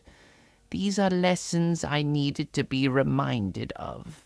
That evening, the village gathered at the Sleepy Badger for Gandalf's farewell. It wasn't a celebration exactly, more a quiet recognition of endings and beginnings. Bella had prepared a special meal using recipes they developed during the autumn, incorporating herbs from the garden in ways that made every dish special. As they ate, Gandalf found himself surrounded by conversations. People sharing what they'd learned, what they planned to do next, how they'd continue the work they'd started. He listened more than he spoke, drawing satisfaction from their confidence and optimism. We've known for days that Gandalf would be leaving us soon, Oswald began. And while we'll miss him greatly, I think we all understand that his path leads onward. He's given us something precious. He's helped us remember who we are and what we're capable of. That's a gift that will serve us for years to come. So tonight, Oswald continued, we say thank you, and we promise that we'll honor his gift by continuing the work we've started, by caring for our garden and our community, by building connections with our neighbors, by facing whatever challenges come with courage and cooperation. After the toasts, Gandalf was asked inevitably to tell one more story. He thought for a moment, then began to speak. Not about ancient heroes or great battles, but about ordinary people throughout the ages who'd made a difference through simple acts of care and courage. He told them of a farmer who'd shared his seed corn during a famine, ensuring his neighbors could plant, even though it left him with little for himself. That corn had fed 3 villages through the winter and became the foundation for a more resilient crop that still grew in those regions today. He spoke of a healer who'd stayed in a plague-ridden city when others fled, tending the sick not because she expected to survive, but because someone needed to care. She'd lived, and her remedies had been recorded, saving countless lives in later years. He described a smith who'd spent his life making not just practical tools, but beautiful ones, believing that even the humblest implement deserved to be well crafted. His work had inspired generations of craftsmen who understood that quality and beauty were never wasted efforts. These people weren't heroes in the traditional sense, Gandalf concluded. They didn't slay dragons or lead armies, but their actions echoed through time, touching lives they never knew, creating ripples that spread far beyond their small corners of the world, just as what you've done here in Thornhaven will echo forward. Later, as the gathering broke up and people headed home through the snow-covered streets, Gandalf found himself alone with Elspeth. The old woman had waited patiently, sitting in her corner, watching everything with those sharp eyes. Or the worst, Elspeth replied with a slight smile. Depends on your perspective. I've lived long enough to say goodbye to many people I cared about. It never gets easier. I want you to know something, Elspeth said, her voice serious. I didn't believe at first. When you arrived, when you started poking around, asking questions, suggesting we could restore the garden, I thought you were a meddlesome old man who didn't understand how hard things were, how tired we all were. Now I think you understood perfectly, Elspeth said. You knew we were tired. You knew we'd forgotten ourselves. That's exactly why you stayed. Not to do the work for us, but to help us remember we could do it ourselves. She reached out and took his hand in her gnarled ones. I won't live to see the garden in full bloom come spring. I'm old, Gandalf, and I've made my peace with that. But I'll die knowing that my grandmother's legacy is safe, that the knowledge she built will continue, that this village has remembered its purpose. They sat together in comfortable silence, watching the fire burn low. Outside, the snow continued to fall, blanketing Thornhaven in white.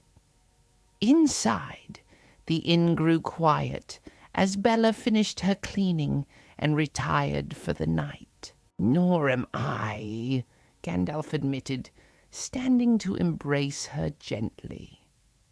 Thank you, Elspeth, for your wisdom, your memories, your strength. Thornhaven is lucky to have you. She made her way slowly to the door, then paused and looked back. The world is lucky, too, you know, to have someone like you wandering around, helping people remember themselves. Don't stop doing that, Gandalf, even when it's hard, even when you're tired.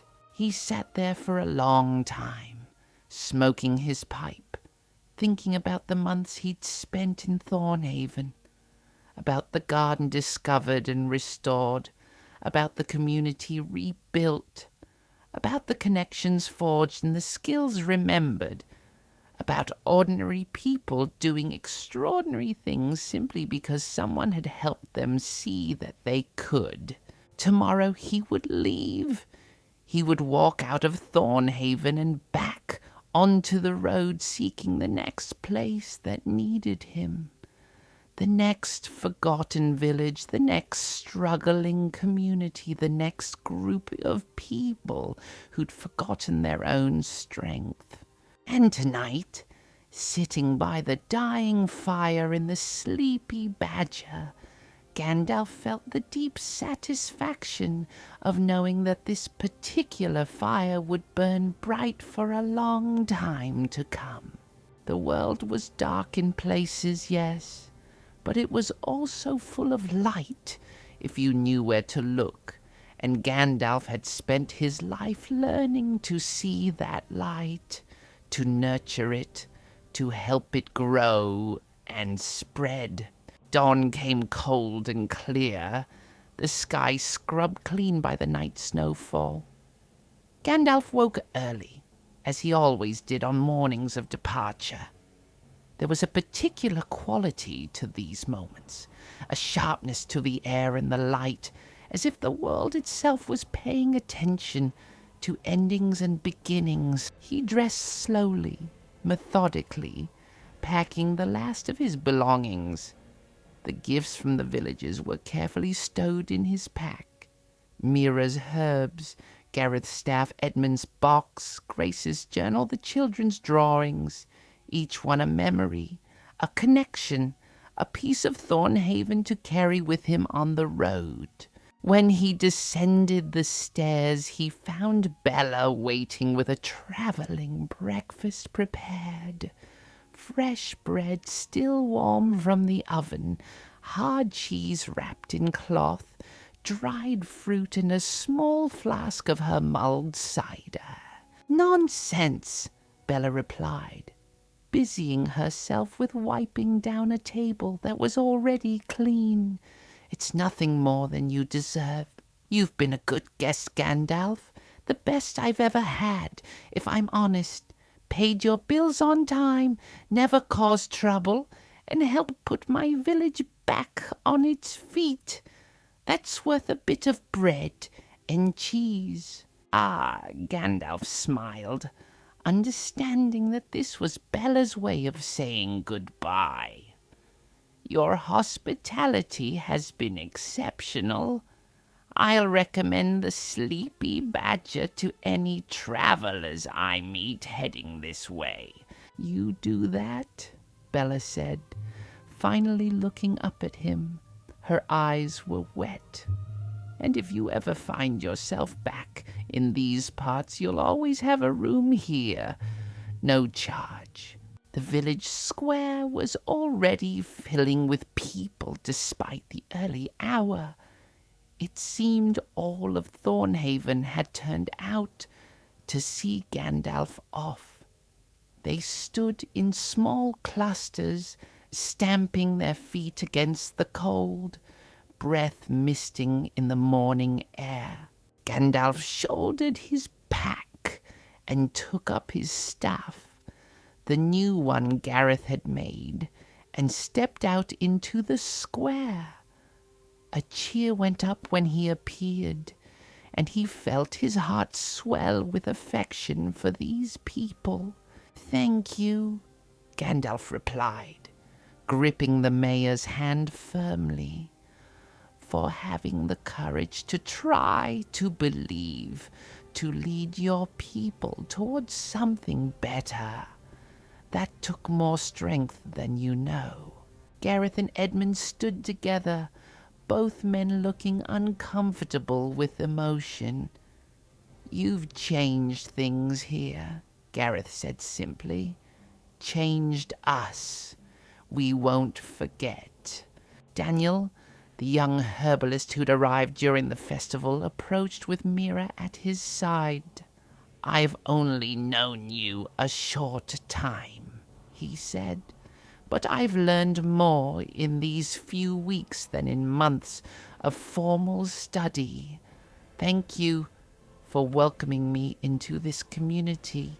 Gandalf knelt down, bringing himself to her level. "Perhaps the road has a way of circling back into places worth revisiting. But even if I don't return, I'll carry all of you with me." He touched his chest over his heart. "Right here. and you'll carry me with you in the things you've learned, the garden you've built, the community you've created." One by one, the villagers came forward, some with words, some with gifts, some simply with handshakes or embraces. Old Thomas, the gardener, gave him a small cutting from one of the ancient rose bushes, carefully wrapped and sealed. "Plant this somewhere that needs beauty," he said. "I'm old and set in my ways," she said, reading his expression. "But even I can change my mind. I decided I wanted to see you off properly after all." She handed him something small wrapped in cloth. Gandalf unwrapped it carefully to find a delicate pendant, silver-worked in the shape of a flowering plant. It was old, very old, the craftsmanship Elvish beyond question. "This was my grandmother's," Elspeth explained, "given to her by the elf lady who planted our garden. I want you to have it. You helped save her legacy. It seems fitting, which is exactly why you should take it," she insisted. "I'm too old to wear it, and it shouldn't gather dust in a box. Carry it with you. Let it remind you that even the smallest places can hold great treasures, and perhaps, if you meet any elves in your travels, show it to them." Gandalf carefully hung the pendant around his neck, tucking it beneath his robes where it would rest close to his heart. "I will treasure this, and I will pass on your message if I have the opportunity." The sun was climbing higher now, burning off the morning mist. It was time to go. Gandalf knew if he delayed much longer, the farewells would become harder, not easier. "I must be on my way," he said, loud enough for everyone to hear. "The road calls, and there are other places that need help, other people who need to remember their strength. But I leave knowing that Thornhaven is in good hands, your own hands. Trust in yourselves, trust in each other, and you'll weather whatever comes." He began walking toward the edge of the village, the crowd parting to let him through. People called out final goodbyes, blessings, promises to remember. Children ran alongside him for a few steps before their parents called them back. At the last house where the village ended and the road began, Gandalf paused and turned back. Thornhaven spread out before him, transformed from the tired, forgotten place he'd found months ago. Smoke rose from chimneys, steady and sure. The square, cleaned from last night's farewell, stood ready for another day's business. He raised his staff in salute, and a cheer went up from the assembled villagers. Then Gandalf turned and walked away, following the road as it wound up into the hills. He didn't look back again. Looking back made departures harder, and he'd learned long ago to keep his eyes forward. But he didn't need to look back to see them. They were with him, in his heart, in his memories, in the gifts he carried. The road climbed steadily, and soon Thornhaven disappeared from view behind the hills. The sounds of the village faded, replaced by the crunch of his boots in the snow and the whisper of wind through bare branches. Gandalf walked in comfortable silence, his mind wandering as it often did on the road. He thought about what had been accomplished in Thornhaven, Not just the physical restoration of the garden, though that was significant, but the restoration of something more important: hope, purpose, community, pride. He thought about the people he'd met. Mira finding her calling. Gareth rediscovering his craft. Emma learning to see magic in growing things. Oswald growing into his role as a true leader. Elspeth finding peace before the end of her days. These were the victories that mattered, not the grand battles or heroic quests that Bard sang about, but these quiet transformations, these rekindled hopes, these rebuilt communities. As the sun climbed toward noon, Gandalf found himself on a ridge overlooking the valley. From here, he could see for miles. Thornhaven was a small cluster of buildings in the distance, already seeming tiny against the vastness of the world. But size didn't matter. He'd learned that long ago. The smallest place could hold the greatest significance. The quietest voice could speak the most important truth. The simplest act could change the course of history. Thornhaven would endure. He was certain of it. They would face challenges, certainly. Winter would be hard. Dark times might come, as he'd warned. But they had the tools they needed: knowledge, community, purpose, hope. And they would share those tools with others. He'd already heard Oswald talking about helping neighboring villages start their own gardens, about sharing what they'd learned. That was how change spread, not through grand declarations, but through small acts of generosity and cooperation. 6 months from now, Gandalf thought, Thornhaven would be thriving. The garden would be magnificent in full spring bloom. Mira would have more students, more knowledge preserved and passed on. Gareth would be creating beautiful works that inspired others.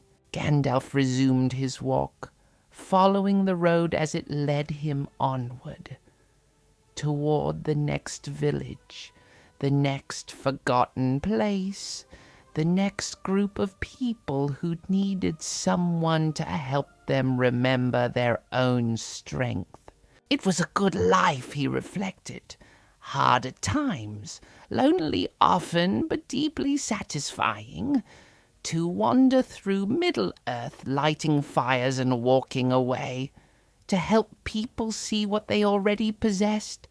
To remind them that they were part of a larger story, that their actions mattered, that hope was always possible. He thought of a letter that Mira would write months from now.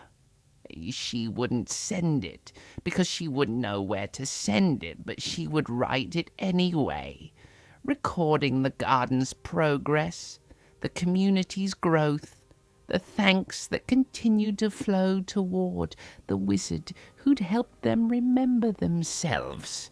That letter would sit in a drawer, waiting for a return that might never come.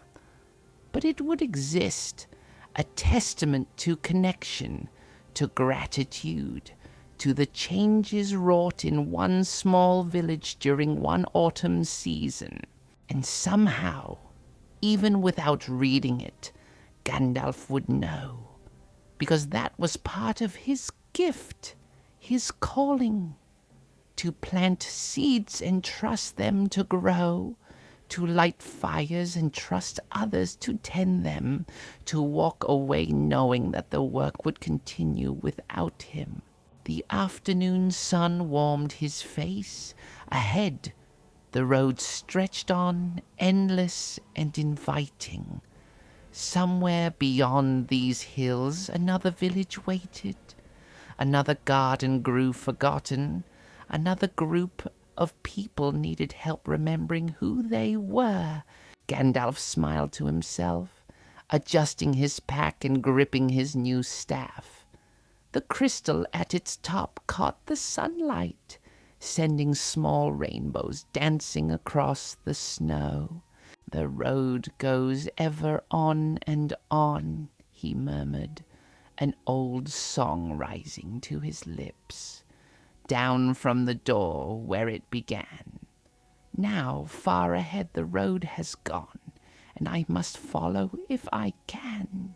And so the wizard walked on, leaving footprints in the snow that would melt with the next thaw, but other footprints, invisible ones, would remain, in gardens restored and communities rebuilt, in skills remembered and knowledge shared, in small places where great things had begun to bloom. Behind him, Thornhaven prepared for winter, confident and strong.